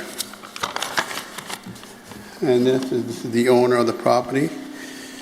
So, if you look at your paperwork back... Interrupt you for 1 second. Okay, Are yes. you the owner or just the contractor? I'm the contractor. He's the Or owner. the owner? Go ahead, I'm sorry. Okay, on November 14th of 2018, we came up on the board. We got permission to build on the property because it had a problem that we had to change the foundation. The house had fell down. We had to come from the board to get permission to rebuild it. It was granted. And we started to build the property. I had photos in here. We started to build on the property within 7 months. Later, we started to put the foundation in, and that was in 2019. And then we know what happened. Okay, I had got the foundation in. I got approved through the building department. We had a permit, and that was all set. And permit number, it's right here. Was all set, so we started construction. Permit number was B67784. We started construction. I had other projects I had to do, so I got the foundation in and got that all set, got it backfilled, got it inspected, passed. The Then I had other projects ahead of time for my guys to work on. I couldn't go actually start to build the house then, and then COVID hit. He hit 2020, COVID hit. Okay, and then at that point in time, well, we couldn't do any work. So, and I got COVID twice during that time. I'm surprised I even made it. I was 70 years old, so, and I got COVID twice. So then once I got everything put back together again, we started on the project in 2023. We started the project back. I went on and got on my the work done. We got the electrical permit. We got the plumbing permit. We did all the frame of the home. It was all up and running. We had the pass on the electrical permit. I got my pass on the plumbing permit on the house. Then I went down to get my inspections for the building permit, and the building inspector first said they couldn't find the permit. I told them I went to the board and we got it approved, and they couldn't find any paperwork, but I had my paperwork. So I gave them a copy of the approval for the board, and they looked at it and said, okay, you did get approved, the projects are good, but the permit, because it was so long, we need to issue another permit. So I was told to go down, apply for a permit. It said you want to put in this old permit number, and they just want to reissue a permit to coincide with this, and I go ahead and finish the project. So I went down, and I was told it wasn't supposed to cost any money, well, whatever, I don't care about money anyway. So at the time I went down, I applied for the permit. I was told I needed to come back to the board. And I went down there and talked to everyone at the permit, and I showed them all my paperwork, and I cited your Section 5, the one-year limit guarantee, which explains that when you grant this, I need to start this project within 1 year with a permit, and then I'm done. I'm done with the zoning because I conformed to what they said. As I showed photos up there, the project was done and was started and permitted with the pictures I sent you guys in the May 23 of 2019, which means I started the project within that year and had a permit and it be active within that 1 year. So I satisfied the board, you guys, I satisfied the zone. So my estimation was I already had satisfied the zoning, so I should go ahead and they could reissue me another permit so I can go on and finish the project. But I got denied. They said I needed to come in front of the board. So I'm here in front of the board for something I already got approved on. So, I mean, I don't understand why I'm here. I mean, this is the building commissioner. I know he must know the case. They must have gone through with the case. So I come in front of the board. I guess I'm asking you give them permission to give me a permit. To match the other permit. I paid the $1,500 for the permit, and I've been waiting this time to try to get it, but I got denied. So. Board members, any questions? If I may, Mr. Chair, the house is already built. Yes, sir. So I guess, and I've been racking my brain every time I look at this case because I'm very confused. The house is built. Yes, sir. Do you have a valid permit? I was working on the old permit, which I gave you folks the number. I was working off that old permit. And I was told that I couldn't use that permit because it was too old.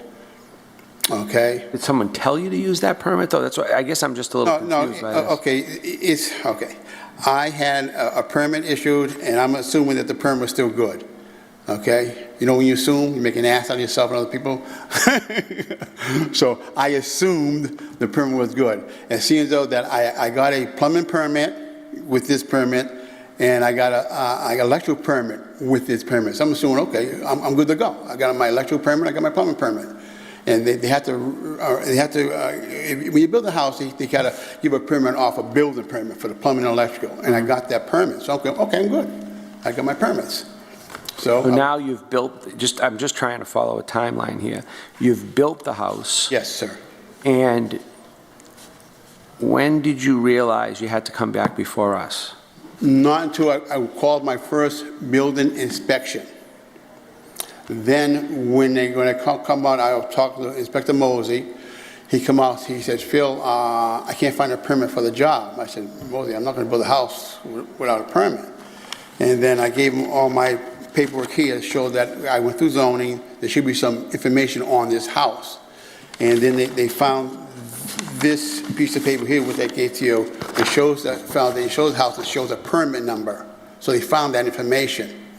But they said because it wasn't continuous, and I had stopped because of COVID, and I started back up again, then you need to come back, reference this number, and they should be able to just issue another permit so you can finish the project. Okay? Mr. Chair, could I just elicit the building commissioner's information here? I guess I'm just completely confused. There's a house built, he says he has a permit, he doesn't have a permit, we've already passed through zoning. I'm just trying to get a little clarification from you, just because I'm not, like the gentleman here, I'm not really sure why we're here either, I guess is the point, and I just need some clarification on that. Certainly, and Mr. Chair, through you, I just a question, the permit number you had mentioned? Yes, it's right here. It's permit number B67784. Okay. And what was that issuance date? Issuing? Yeah, what date was that issued? It was issued on 10/18/17. And what date did you go to the zoning board last? We went to zoning on November 14, 2018. Okay, so to the board, when you perfect a zoning variance, you must acquire a building permit after the variance is issued within a year. You cannot rely on a previously issued building permit to satisfy that variance. So the situation was this. The house collapsed, had to be torn down. The city tore it down. The owner paid for that permit, paid for a permit to add an addition and do some work to that house prior to coming to zoning. That building collapsed, was taken down, was required to come to zoning. After that zoning case, they have to record that zoning variance with the Registry of Deeds and then obtain a building permit for the new house. The permit for the new house was never obtained. Understood. So he's using the previous building permit, Yeah. not a new building permit. Yes. Correct. Yes, because this is what happened. When I did get everything passed, I went down to the building department. I asked everybody, okay, can I start building my home? No one at the building department said, Phil, no, you need to get a new permit, because I would have got a new permit. And then when I got the foundation inspected, at that point in time, no one said, you know what, you need to get a new permit for this foundation. So I had it inspected, and I'm sorry that I didn't get the new permit. I would have got it. Somebody said, Phil, you need a new permit. I had no problem getting a new permit. But they had inspected my foundation, and without telling me I need a new permit, and they told me to go to work after I give all the paper to the department. After I went down to the D's, I put everything into the department. I said, here's all the paper. He said, Phil, this is all the paper you need. Can I still go to work? Yes. So, real quick, is this house walls closed or is it roughed? Like, can you still see everything inside in this house? This house is plastered. Everything's closed? Yes, sir. So to do roughs, that can't happen?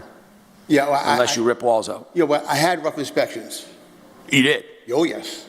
Oh, yes. I had a rough building inspection done, and I had an installation inspection done, and I had my plumbing and electrical inspections all done with the rough. They're all done. Okay. I called the inspections up, and they did it. Yep. No. All right. Thank you. You understand where I'm a little... The crux of the problem apparently is there is no valid building permit that's in effect. That's where we're at right now. Yes, sir. So without that building permit being in effect, you're here for another hearing before this board. Yes. For a variance similar to what you had before. Yes, sir. Which will now allow you to go through the procedure to get a valid building permit. Yes, sir. Am I correct, Mr. Yes, Building sir. Inspector? Is that where we're at? That is correct, Mr. Chair. Correct. Okay, so this property has a long storied history from the point where the house fell down. Yes. COVID came in, it dragged on and on and on. So in technicality, the way I see it, the building permit expired And now, in order for him to finish the building, he's got to get a new building permit. In order to do that, he needs a variance, okay? From you guys, yes, sir. So one of the things that we can consider here is to regurgitate the variance mandates that were previously granted, if the board wants to grant a new variance. However, I just want to, in this part of the, you're finished making your presentation? Oh, yes, yes, sir. Okay. Yes, sir. In this portion where we're going to go back and forth, in the previous granting of the variance, we were very specific that there was a shed in the backyard Yes, sir. that was over the property line into your neighbor's yard. Yes, sir.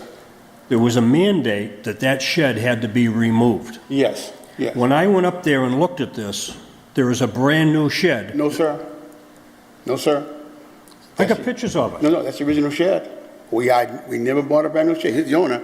He didn't pay for Well, the whose shed is that in your backyard? That's the original shed, sir. That's still the original. That's the original shed. We have never touched that shed. I Okay, let's not get in the weeds on that. There is a shed in Yes, your sir. backyard. Yes, sir. Okay, it's all finished to look like the house. It looks like a new shed. Okay, it might look like a shed, but it's not. Okay, I'm not going to argue over No, no, that. it's a original shed. So, I'm not going to get into semantic of words. When I went up there and looked, to me, that was a brand-new shed in the backyard. It looks like So it. you're saying you rebuilt the shed? No, sir. Let me explain it exactly. The siding on the shed is the original siding. It just happens to match the siding I put on the house. All right, let's not get too deep into that. The fact is, the shed that was there in 2018 Yes, sir. is the same shed that's there today. Yes, sir. It was mandated in 2018 that that shed be removed. Yes, sir. We just haven't moved it yet. I understand that because we're about the house. So, If I may, Go yes, ahead. this is in plan when we do the. Speak into the mic, please. This is in plan to do it when we're doing the landscape, and we haven't got that far yet. I would think if you're coming before the board tonight, you would have all this stuff in place. That shed needs to be at least 5 feet from the property line. yes, sir. What you're telling me is this shed still sits on your neighbor's property. Is that true? We haven't touched the shed yet, so. So it's still on the other people's We're- property? Yes, sir. Now, tonight, you should have provided us with a new site plan to show us where everything is on this piece of property. You gave us an as-built. You're telling us what's there. You're not telling us what is there in relation to the site plan. Okay, sir. When, Let me finish. okay. So my concern is, we were very specific that that shed had to be removed. Yes, sir. If the shed was moved so that it is not on your neighbor's property, that might be acceptable. You're telling me nothing's been done. You're here tonight asking for a variance with a shed that's sitting on somebody else's property. Yes, sir. What I noticed tonight, or today when I was up there, that these as-built plan that you presented to us does not show the shed. Whoever drew this plan never put the shed on the property. That's right. That's the architect. I'm sorry. I'm sorry too, okay? But- So the other thing that's not on this plan is the front porch and the steps. It appears to me those steps are out into the city layout, out into the sidewalk. Yes, but that was approved on the original plan. We needed an egress to come out the front door. That was approved in the original plan for the front egress. I cannot, all right, you say that, I'm not going to argue. I'm Okay. just saying that the plan that you submitted to us tonight does not show the shed. No, it doesn't. It's right Does here. not show the front steps. Yes, it does. This only tells us what's there. It doesn't tell us where it is in relation to the property. Okay. So I just want you to understand that as one member of the board, Yes, sir. I have some problems with this. Let me explain, and he can attest this. When you do a foundation, before you go to the next phase of foundation, they want you to do an as-built of the foundation as it sits. That's correct. And this is that. This is the foundation, not of the house.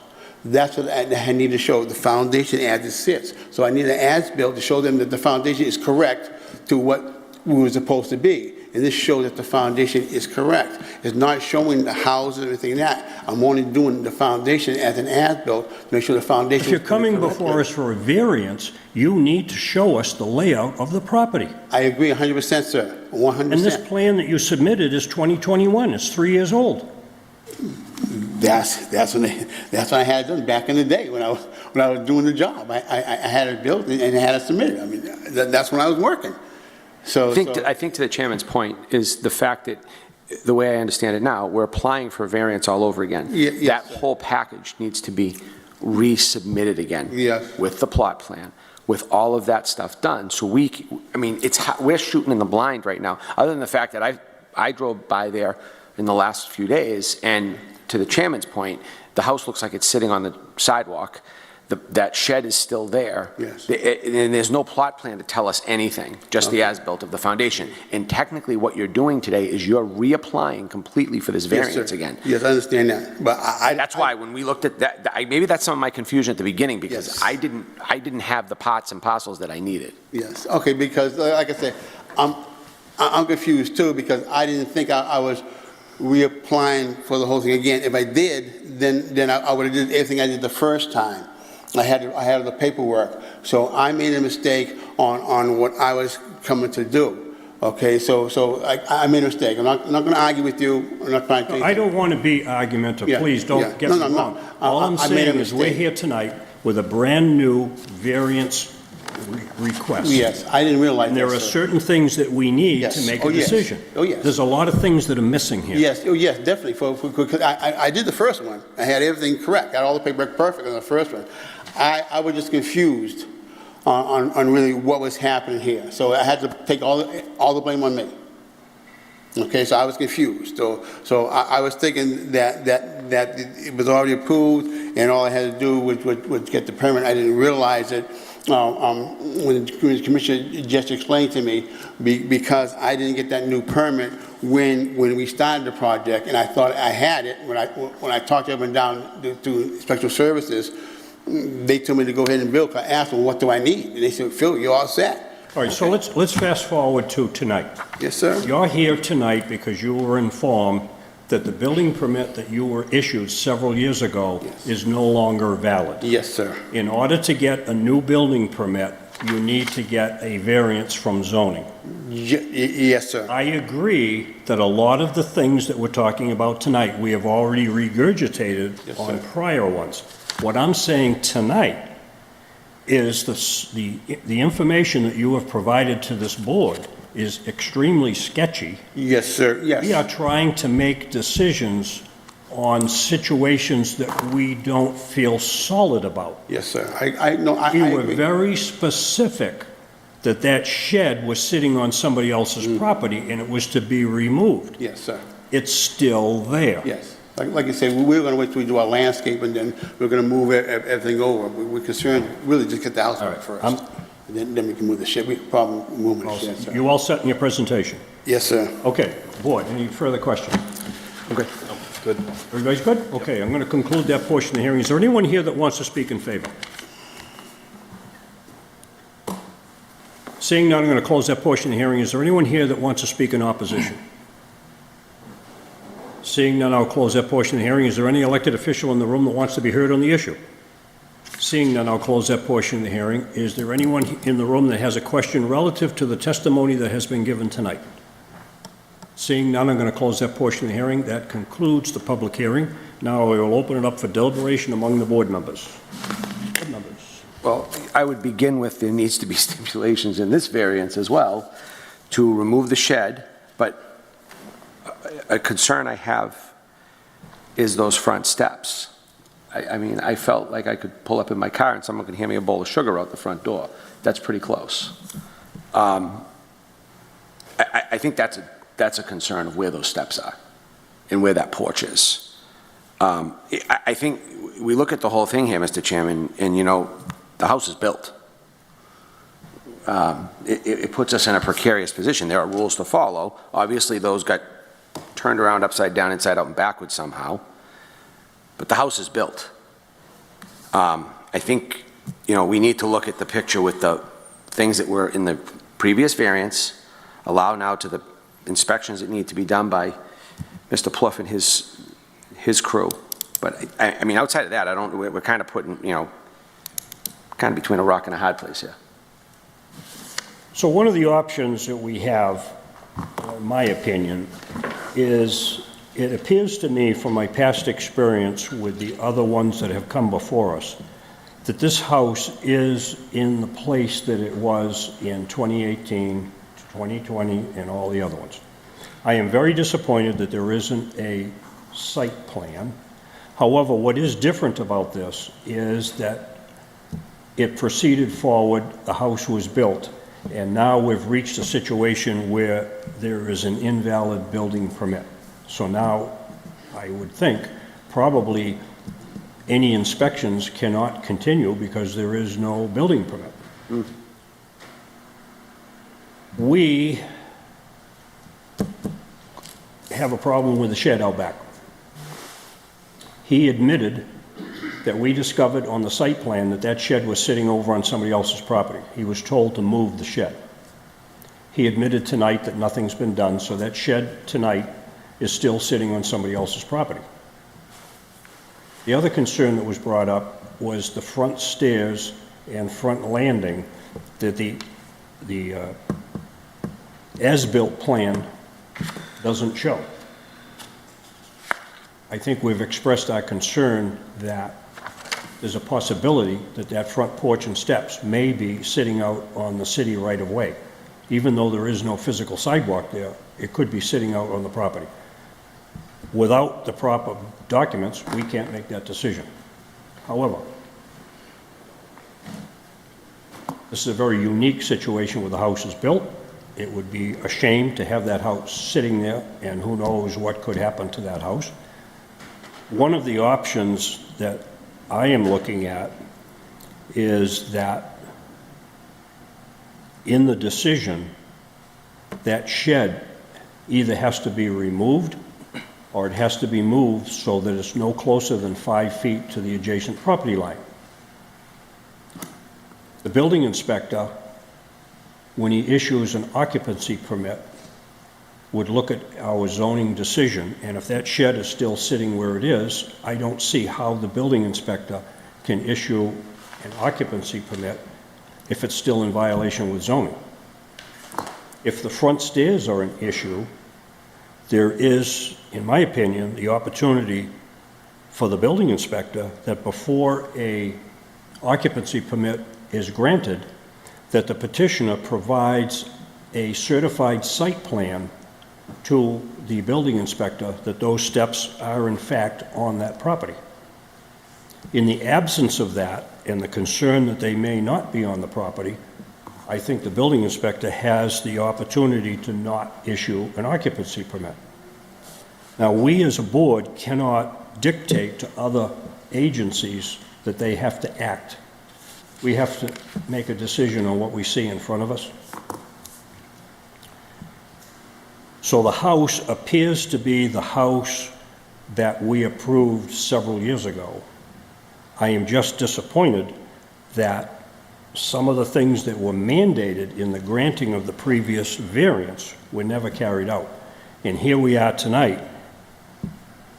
They're asking for another variance, and they have not come into compliance with the mandates of the previous one. Motion to grant? Second. All right, before we go on that now, we have a motion to grant.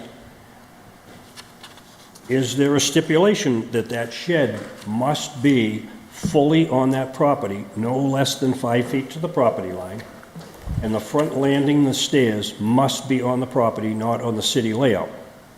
Are those the two stipulations that you would like to put in this thing? Yes. Yes. And do we agree that we implore the building inspector not to issue an occupancy permit unless those are complied with? Yes. Agreed. Okay. All right. Will the clerk please call the roll?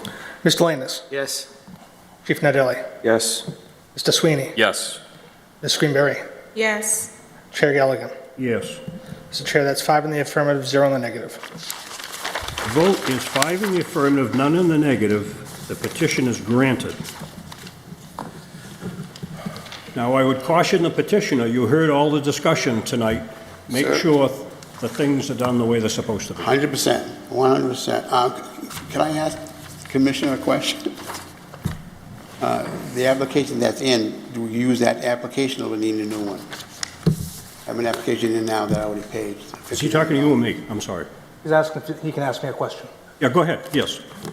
Yeah, the application I have in is denied, is still in, I already paid the $1,500. Are we going to renew that application? You're going to add a new application with all the documents after the thing, but we'll carry over the fee. Okay, So- carry over the fee, okay. Yep. Okay, thank you very much. Thank you. Thank you, gentlemen.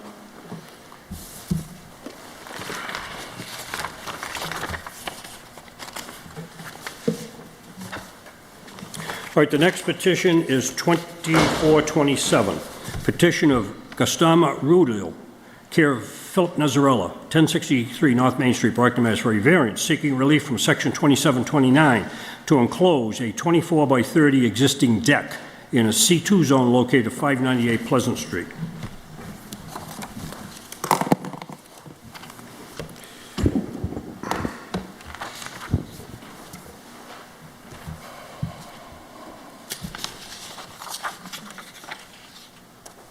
Good evening, Mr. Chairman, members of the Zoning Board, and of course the Superintendent of Buildings, Attorney Philip Nazarella representing the applicants this evening who are present, together with the unparalleled Scott Faria, who had prepared the plans. The applicants are seeking to extend, or at least be permitted to, for the extension that they already made unpermitted, a deck and have it enclosed and making it a room which would be dimensions 36 by 20. I think that comes to about 720 square feet. Initially, the application sought the highest type of relief, which was a variance. However, in fact, we have downscaled. We don't need a variance. We need something less than that. So because we asked for the highest one, there is no issue with the notice because we stated in the notification and the publication what we're looking for. What we are simply seeking is a non-conforming use because it's in a C2 zone. This residential structure is in a C2 zone, and all that's required when we're in a C2 zone with a non-conforming use is that the extension not be greater than 50%. In this instance, the structure extends 36%. Secondly, we also have to show that the expanded use in structure does not substantially derogate from the neighborhood, which I don't see how it could. This commercial zone, or this structure in the commercial zone, is adjoined by the back end of Walgreens, and there are other commercial structures. The lot is approximately a little over half an acre. There's plenty of room. There are no setbacks, frontage, or sideline requirements. Again, we're simply extending it 33%, 36%, which is going to be a room of 720 square feet. So we asked the zoning board to look at this. Naturally, consistent with a grant would be a review and conditions set by the building department for what they have already done there, so that it becomes in a permitted, acceptable use. So we're asking, respectfully asking the board that there be a finding that the addition is not greater than 50% and that it does not substantially derogate from the surrounding neighborhood. That in would satisfy the statutory requirements in order for him to be permitted. I'll be happy to entertain any questions.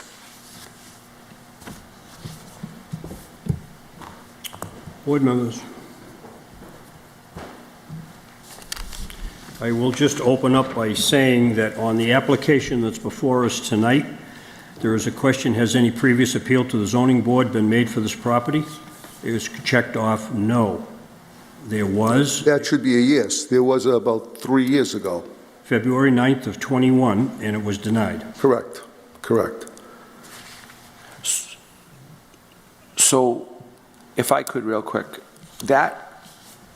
it was a back porch is what it was, like, I'm just curious as to what it was before, because I went up there today, it looks like they're building a huge room with windows and things. 36 by 20. I don't know, I don't think it was an existing porch that was there.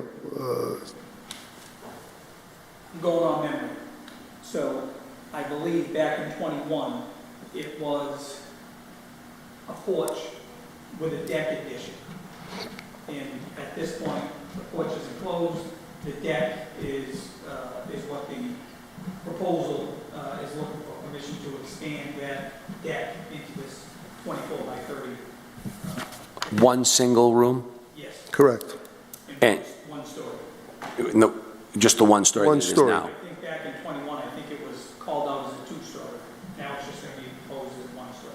Okay, and what is this room, what is this use? Like, what is it for? Like, That I don't know.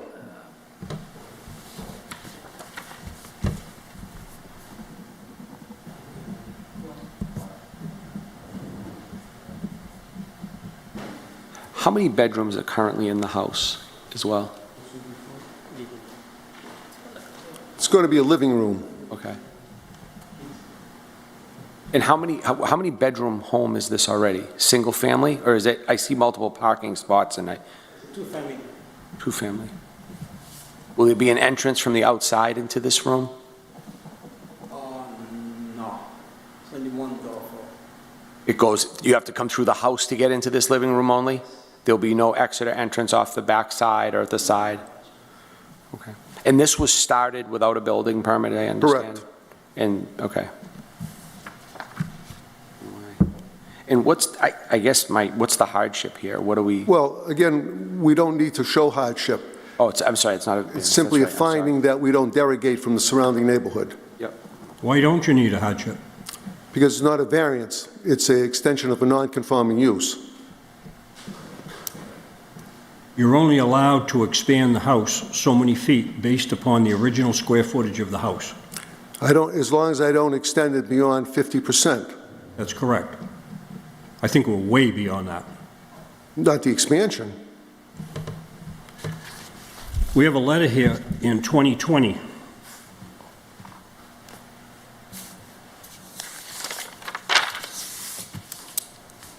The original square footage of your dwelling, first and second floor combined, was 1,202 square feet. You are limited in the lifetime of the building, increasing by only 601 square feet. This was a letter to the petitioner on October 20th, 2020. And I believe that's the one that we denied. Who's the letter from? Building inspector. Yeah, I'm not familiar with that. So when you look at this picture, you can see the original house.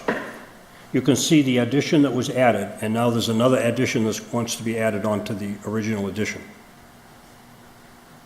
So what I see here is multiple additions to this house over a period of time. So this is the second addition, Mr. Chair? This is the original house right here. I don't think I have that picture.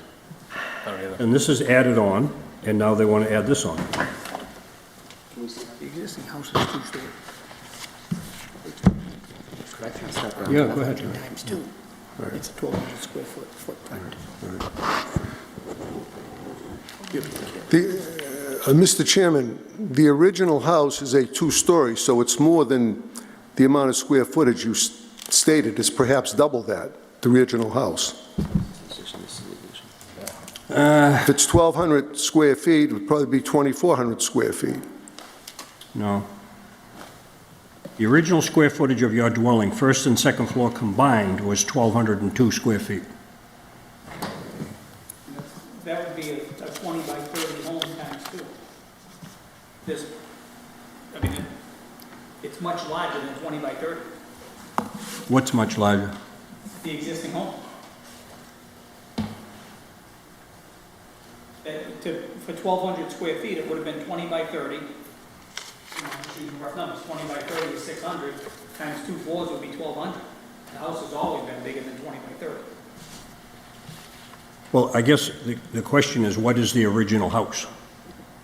So the records of the original house is what I think this letter is referring to. So based upon this determination, the last one was denied. Now, for some reason, that addition is on there, and now we want to add another addition on the end of that. That's the way I see it. This original house is expanded way beyond 50% of its original square footage, the way I read this. Yeah, I can't debate what you're reading. I'm only looking at the plans that I'm aware of and what I have seen. I have not seen that letter. So if there's information that I was unaware of, that's something I would have to review. And it also says you want to enclose a deck. Well, that's the portion we're talking about that they built, and it's not enclosed, so the portion that they already built that was not permitted, that would be the enclosure creating the living room. Right, so this deck is a very large deck. It's 24 by 30. That's correct. Very large deck. And it would appear to me that we got to come in conformance with that 50% rule, and I just see this as much, much larger than 50%. Well, you know, It seems like this house has been added on and added on and added on. well, I don't know about that history, but I mean, it's a matter of, would be a matter of fact one way or the other, whether or not it was greater than 50% or not greater than 50%. You know, and I'm relying on the plans that we went by and looked at it from there. Well, I'm relying on my decision based on the finding of the building inspector, based upon the city records of the original house. And I think that's what we got to go by. So it's well beyond that right now, and now you're before us tonight asking for another addition of 24 by 30. So that's where I see that we're at. That's why I think you need a variance. It's not a special permit.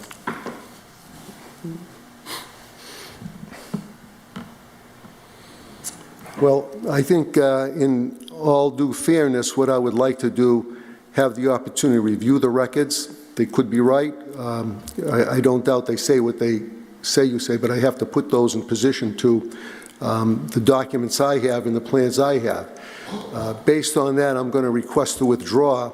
I will refile, republish, and renotice, so there's no prejudice to the public by the withdrawal. Well, the problem here is the petitioner is unaware of the original square footage of the house, which I think the petitioner should have been.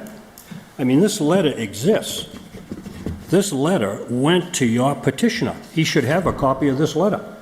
Yeah. And the reason it was denied last time is because it was way over the 50%. So it's all out there. It's all... Well, I don't doubt those letters are out there. They haven't made it to my desk, but after this, I will be knocking on the commissioner's table to see what other documents there are. So we got everything out front and we know how to deal with it. And if a variance is required, then I certainly will be refiling for a variance. Mm-hmm. Well, we're well into the meeting.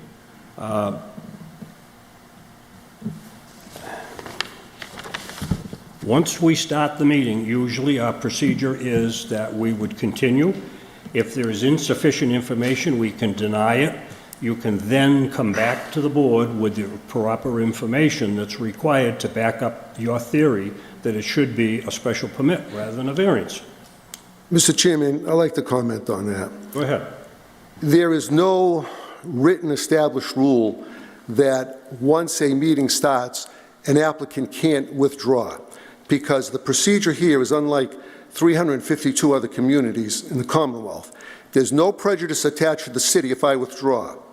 If I withdraw, I have to refile, renotice.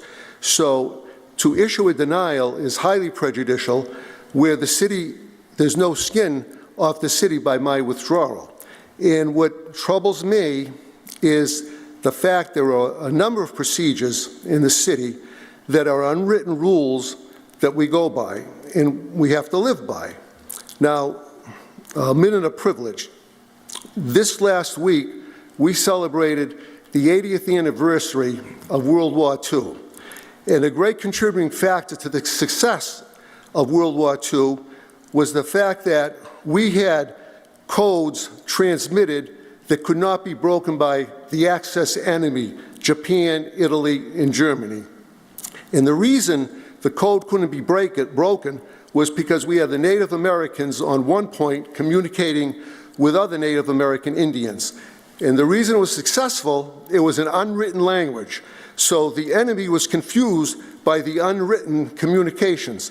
I kind of feel like I'm in the same position. There's an unwritten rule that is dissimilar to anywhere in the Commonwealth where if you start a meeting, an applicant does not have a right to withdraw, especially when he's required to re-notify and republish at his expense in order to come back. So to have someone walk out here and be prejudiced with a denial, if it's, I have not submitted all of the merits, then I think that is inconsistent with the way, again, procedural laws and regulations work that are not even established, written, or part of a legislative process, but yet be bound by them, is unfair. And I would ask the board to reconsider the fact that there's an initial issuance of a statement that I would not be allowed to withdraw. So are you requesting the withdrawal based upon the lack of information to present the case? Correct.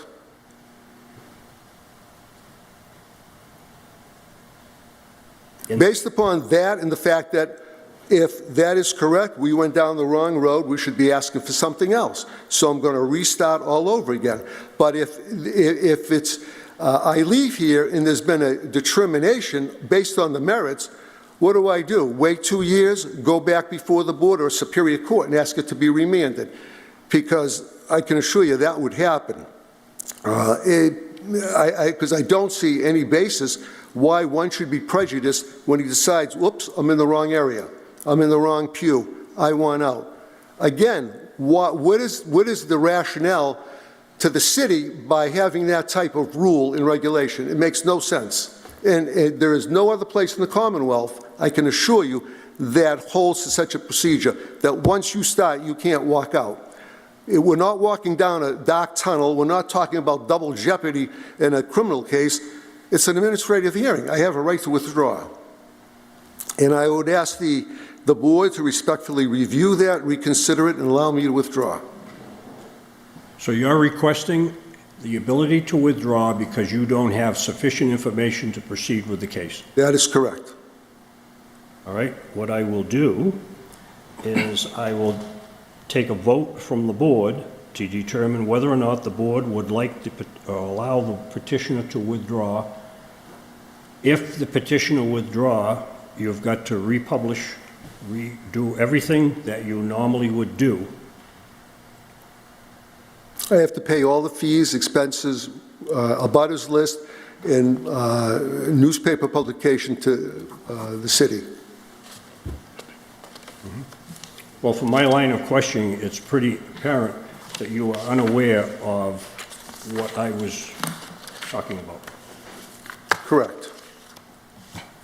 All right, I'm going to poll the board. I'll motion to grant a withdrawal. I'll second. A motion's been made to grant a withdrawal based upon the fact of lack of information to proceed in an orderly fashion. Clerk, please call the roll. Mr. Lannis? Yes. Chief Nadelli? Yes. Mr. Sweeney? Yes. Ms. Greenberry? Yes. Chair Galligan? Yes. Mr. Chair, that's 5 in the affirmative, 0 a negative to withdraw. All right, a withdrawal is allowed. Thank you. And it will be handled as a brand-new case coming back in. Correct. Agreed. Thank you.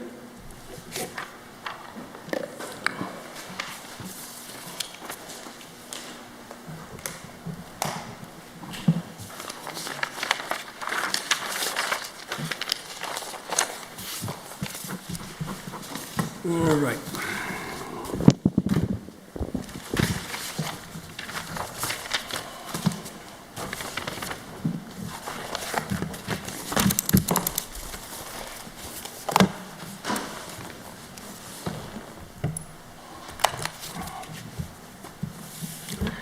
All right, the next case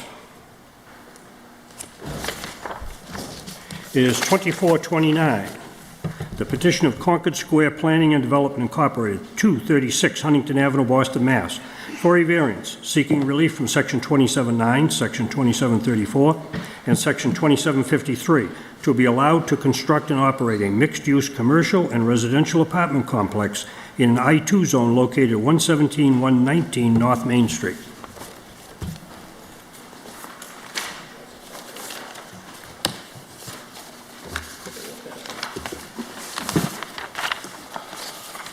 Good evening, Mr. Chairman. With the board's permission, I want to introduce myself, Attorney Jim Burke. I'm an officer at 48 North Pearl Street in Brockton, Massachusetts, and I have the pleasure of representing Ted Carmen and Jeff Schlossberg, who have been active in the Brockton market. As I think many of you know, they completed the Petronelli Way project of 17 units, and then have successfully completed the 93 Center Street project with a number of successful units. And they're here today with a proposal that's been long-standing in their discussions with Betsy Alden, who is one of the family of the Alden Manufacturing Facility, which was a kind of lifeblood of Brockton in terms of employment for decades. The problem with that is this is in an I zone, and it absolutely has no functionality anymore in the modern world as a structure in an I zone. Plus the location, because of the change in Brockton's determination of how they want to proceed with its downtown, indicate that the use is totally inappropriate for that specific area. We were before this board before and were successful in securing a variance to be allowed to build 125 units with a 1-to-1 parking ratio, which was configured in an attempt to save the existing factory with a rehabilitation and then a separate structure down by Montello Street, which would allow a flow-through, but parking would in fact be included within a level parking in the newer structure. The problem is, and it was a pretty plan and it was exciting, but it was economically unfeasible because interest rates jumped to 6 and 7 and 8%. Plus the increased cost was incremental on the rehabilitation to the point where it became absolutely imperative that for a successful project to happen here, it would need to be new construction. Well, that's what you have in front of you.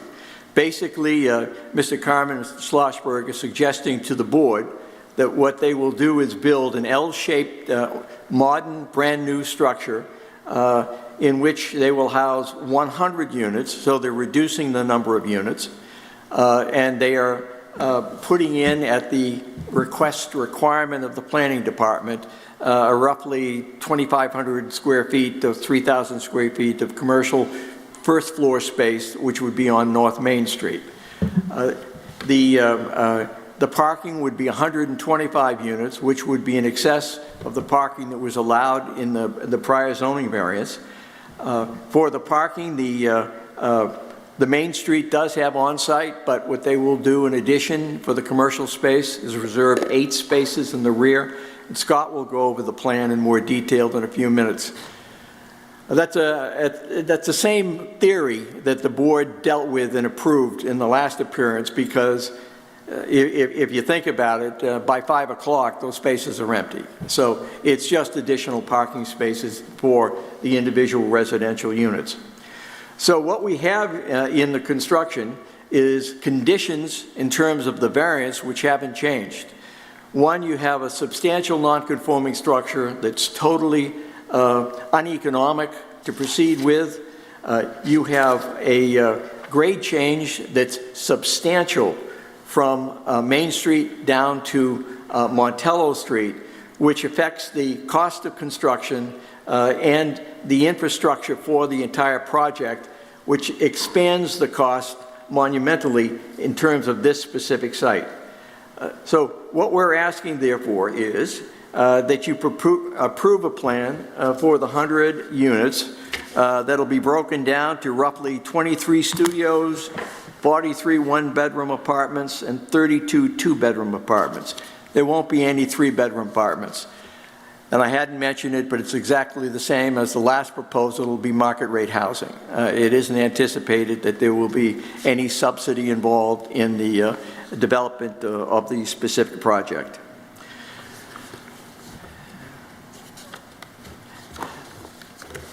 What's interesting about this site is it's just outside of the 40R district that this board approved, or rather, this board gave a recommendation and the city council approved, that the planning board dealt with. It's just outside, but still, it's within roughly a 5-minute walk to the intermodal transfer station with the rail and the bus. So it really is a truly intermodal parking project that is exactly what we're trying to do and what we're trying to achieve in the city of Brockton. And we've been successful. To tell you we've been successful, when I appeared before you a couple of years ago and we talked about the Petronelli Way project, it looked like an awful lot of construction for a dilapidated St. Patrick's building, which was the abstinence house in the old days of Brockton. Well, Ted went ahead, made the construction. They opened for business in October. They're 100% rented. That's what you look for. Is it going to succeed?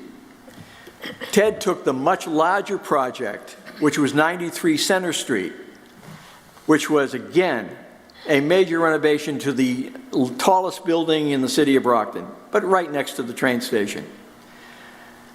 February 1, they started. They're at 80% occupancy right now. It works. Ted is one of the brightest people I've ever met, and he sure is like a dog with a bone. He just doesn't stop. He's got his money behind this, and he knows it's going to work.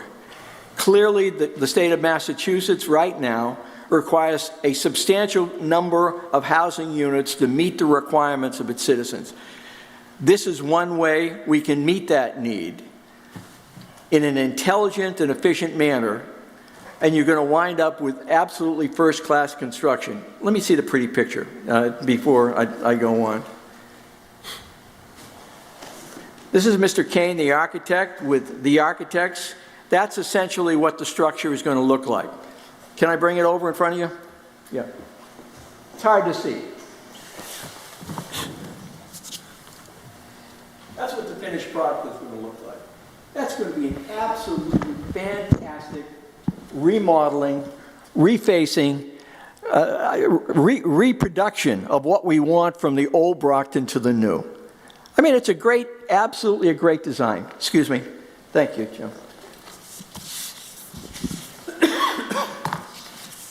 And it is not going to be a cheap project. It's going to be extremely expensive, which now, because of the marketplace, is going to require complicated financing on various levels. But it's something that Ted has done before, and he can do successfully again.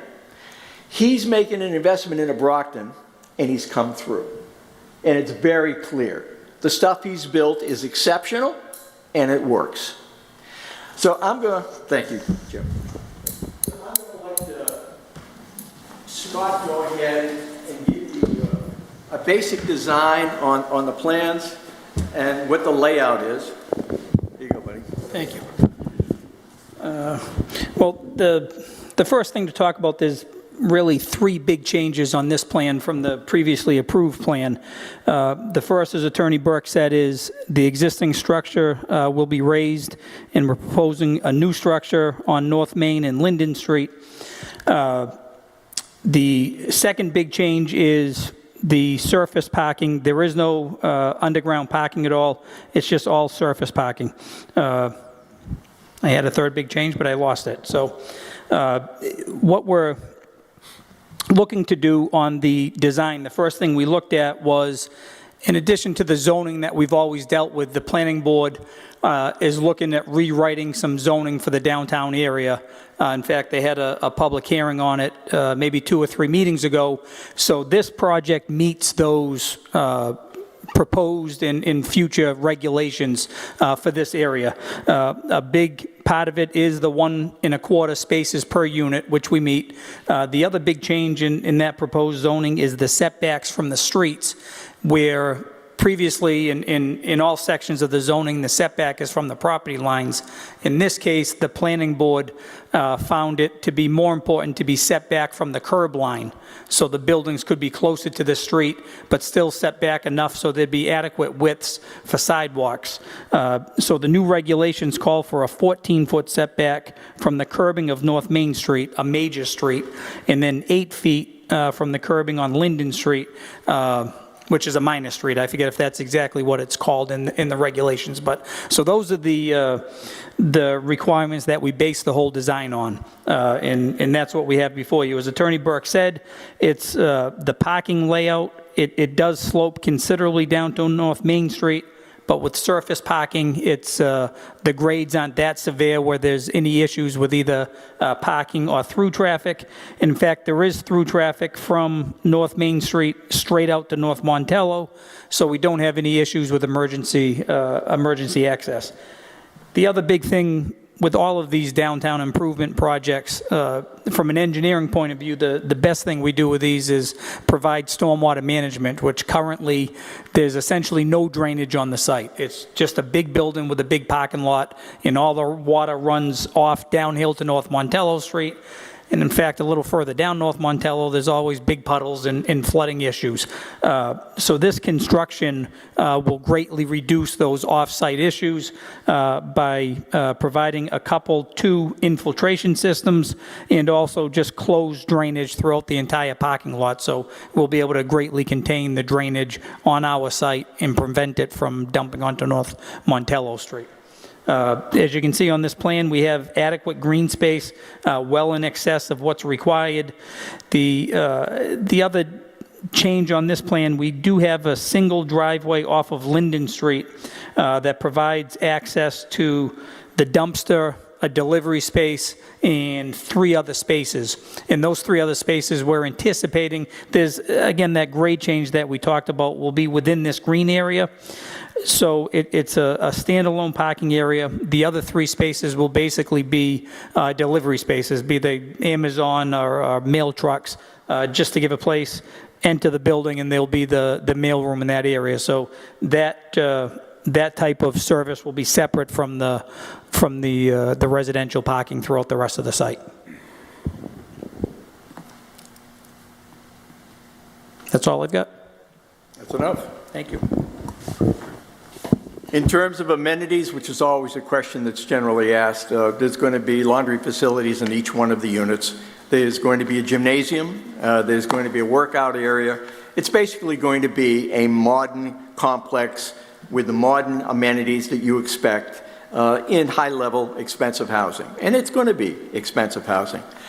And for clarity and to confirm what I'm working on tonight, we need a variance in 3 issues if this board sees fit to grant it for us. One is basically to allow the project for the construction and operation of a residential multifamily apartment complex in an I-2 zone. We need relief under the zoning bylaw for parking. We know what the standard is. We're down at 1.25 spaces, which I think is absolutely more than adequate, as we've come to find out. And lastly, as Scott mentioned, we need a variance from the front setback under 2711 in the standards of the zone. So I think you've had this a few times in front of you, and I think it's a great project for the city of Brockton. If you've got any questions, either Scott, myself, or Mr. Carmen, or the architect would be happy to try to answer them. Board members?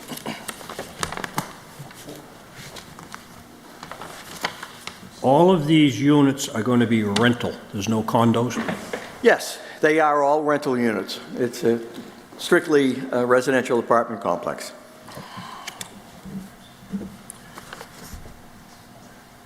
Originally,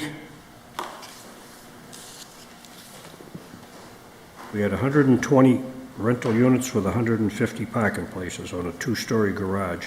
So we're going from 120 to 125, but we're reducing the parking to 1. The parking has been increased slightly by 5 spaces, but the number of units has been substantially decreased. Okay.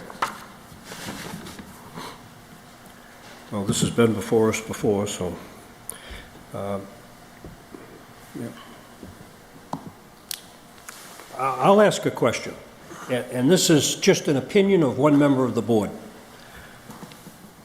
Since this is going to be a brand-new building that can be plotted any place we want it, why is it that we're putting the building right on the sidewalk? My opinion, as one person on this board, if that building sat 10 feet back from the backside of the sidewalk, that would allow you to put green space in the front of that building, maybe put a wrought iron fence in front of the building. You could dress up the front of that building. When you place a building directly on the sidewalk, it almost looks like a commercial factory building. So my comment would be, is it possible to move this building back so that we have room for green space between the front of the building and the back side of the sidewalk? If you look on your plans at the back side of the main building, there is parking that's marked 7, and there's another one south of that that's marked 6. See it on the back side of the main building? Yes. All right. If you were to lose those 2 parking places, that would allow you to pull that building back from Main Street. You would lose, next to that, where it says 4 and 4, you'd lose 2 there. There's a net loss of 4. When you look at the east end of the parking lot, there is more than enough green space where you could put in 2 parking places. The net loss could be 2 parking places, which would give you a building that sits 10 feet back from North Main Street with green space in front. That area up there just cries out for green space. So it's only a comment. I know we're voting on what's before us tonight, but I just want to express my opinion that when we saw some other buildings that were built on Montello Street where I thought we were going to see some green space between the sidewalk and the building sits right on the sidewalk. So it's just a comment. Could I just answer the comment real quick? Go ahead. The main reason is to put the building more in compliance and in with the wishes of the planning department. The planning department wants that new 14-foot setback. It's kind of the new planning layout that all city planners want. Everybody wants the buildings right up on the sidewalk and more green space around the perimeter to protect the abutters, which is what we've done. So it's we did have a meeting, a bunch of meetings, but even just 2 months ago before we filed this with the planning department, and that's when we talked. Originally, we did have the building a little further set back by about 5 or 10 feet from what it is now. And we were encouraged to move it closer to the building to get into compliance with the future zoning bylaw. So that's why it sits where it does now, Chief. Okay, so I only made my comment and I'm done. Thank you. Will there be assigned parking to each unit? Like numbered parking? Assigned parking. I just see that open lot and I see tons of people just taking up residence. Yes, my name is Ted Carmen. I'm the president of Concord Square Planning and Development. I expect we will assign parking. Okay. The youngest people get the spots down on Montello. When you look at the entrance from North Montello Street, seriously, you should look at the north entrance as you're in and the south entrance as you're out. If you look at that in, it puts you right around the parking lot. The out one, you won't have cars coming nose to nose trying to get in and out. Just a thought. We can make that adjustment through the site plan process, certainly, Chief. So this is kind of basically what we approved before, it's a brand-new building. It's a little bit reduction in density in terms of the unit, and it's a very expensive new building now.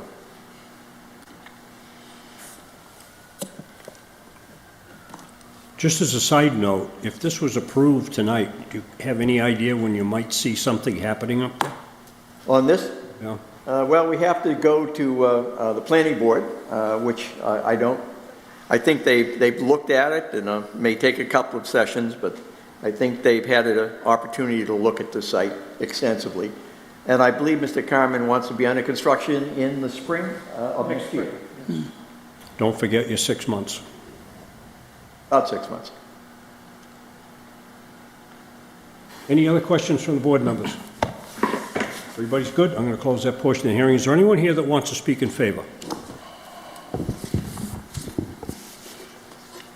Seeing none, I'll close that portion of the hearing. Is there anyone here who wants to speak in opposition? Yes, please come forward.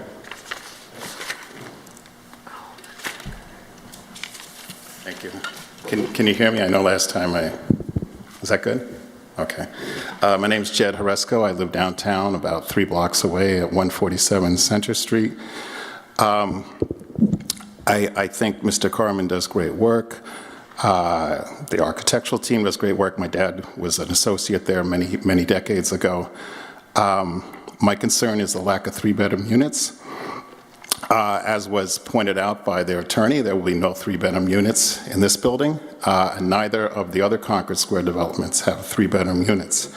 If you take all the developments that have been approved or built downtown, including 46 Montello, 43 and 69, et cetera, the Impressa, the total unit count out of 474 units is 25 3-bedroom units, which is 5.3%. Now, I spoke to the same points last October at a planning board meeting, and I only offer this to say that I'm not the only one who's expressed this concern. Obviously, every member of these boards is independent, but Chair Gonsalves said, over the years, I think this is my 7th year, we've seen lots of apartment buildings. I think we're saturated now with 2 beds. I think the department, which I assume she meant the planning department, needs to take that into account, into consideration as new applicants come forward and push them for 3 bedrooms. Even people who catch the train have kids and don't want them sharing a bedroom. Now, as you know, we have a housing crisis in the state in Brockton, and I would submit to you it's not only about affordability. There are families who do have the means to afford market units, but simply cannot find a rental large enough for their family. And I was going to make the point that this counts towards the 40R. I'm told it does not, but since they brought up 40R, certainly more 3-bedroom units would be in the spirit of 40R. I think many are still stuck in the belief that childless young professionals will have the disposable income to fund a vibrant downtown, and that other people do not. Now, I'm here as living proof that that's simply not the case, that there are other kinds of families. I was literally one of the commuters we're looking for. I'm a CFO. Prior to the pandemic, I worked within a 7-minute walk of South Station. My 28-year-old, we closed our office. My 28-year-old son does accounting in Boston, a 10-minute walk from South Station. But I also have a daughter, so now we're up to 3 people, who sleeps in a former living room that I transformed into a loft. So we have a family working professionals, but we're not in that 1-bedroom, 2-bedroom narrative. Similarly, my girlfriend, also a healthcare professional, had a very tough time finding a market rate 3-bedroom. She eventually found one with the help of a personal connection on the south side. So I also think that the old fear used to be that if we have 3-bedroom or 4-bedroom units, it adds kids to the schools. As many of us know, Brockton lost more than 1,300 students since 2020, and thereby lost the commensurate state per pupil funding. So I would submit to you that the old concerns that many municipalities have about 3 bedrooms and up means families, which equals more school spending, that's no longer a concern for us here in Brockton. So I know that it's very tempting to prove this as is, because it will absolutely be positive for a very, very tough stretch of North Main Street, as you know. But with 100 units, this is also an opportunity to create more three-bedroom units. And I would submit to you that the larger developments where we have those kind of opportunities are going to be in the blighted and more vacant parts of our city. So therefore, I do think this is the time and place to try to make that adjustment. And lastly, and I appreciate you giving me the time, I am a member of that downtown Brockton rezoning committee, as you are chair, as Mr. Carmen is, and some other folks. That committee has not finished its recommendations. So in terms of this project conforming or non-conforming with that, I would say that that's still an open book because there are other aspects to that downtown plan besides just setbacks and things like that. So thank you very much. Thank you. Is there anyone else that wants to speak in opposition? Seeing none, I'll close that portion of the hearing. Is there any elected official that wants to be heard on the issue?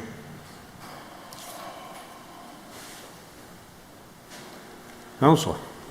Good evening, Mr. Chair and members of the board. Jeff Thompson, Brockton's Ward 5 City Councilor. This building will be built in my ward. Again, this matter was before you a few years ago at a bigger scope, now being reduced, and I support this project. This is an I-2 zone that really has no purpose in this neighborhood. The city's looking to change the flavor and nature of this area of the city, and we're trying to do so by increasing residential development. And so this is a market rate unit. And because of the reduction, lesser units will have more parking available on the space. One of the things I think this board should be prepared to see over the next year or so are other developers who currently have approved projects coming before you seeking a reduction in scope. As we know, interest rates have increased, thereby really cutting a lot of the margins in some of the proposals before that you've already approved. And so because of that tightening of the money and the ability to afford larger projects, this is going to be the norm over, say, the next year of seeking reduction in these projects.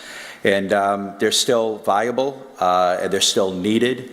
And so because this is a project that will really transform an area of the city that requires it, that it's going to be built by a proven developer in the city of Brockton, I support the project, and I ask for you to grant the variance. Thank you, Mr. Chair. Thank you, members.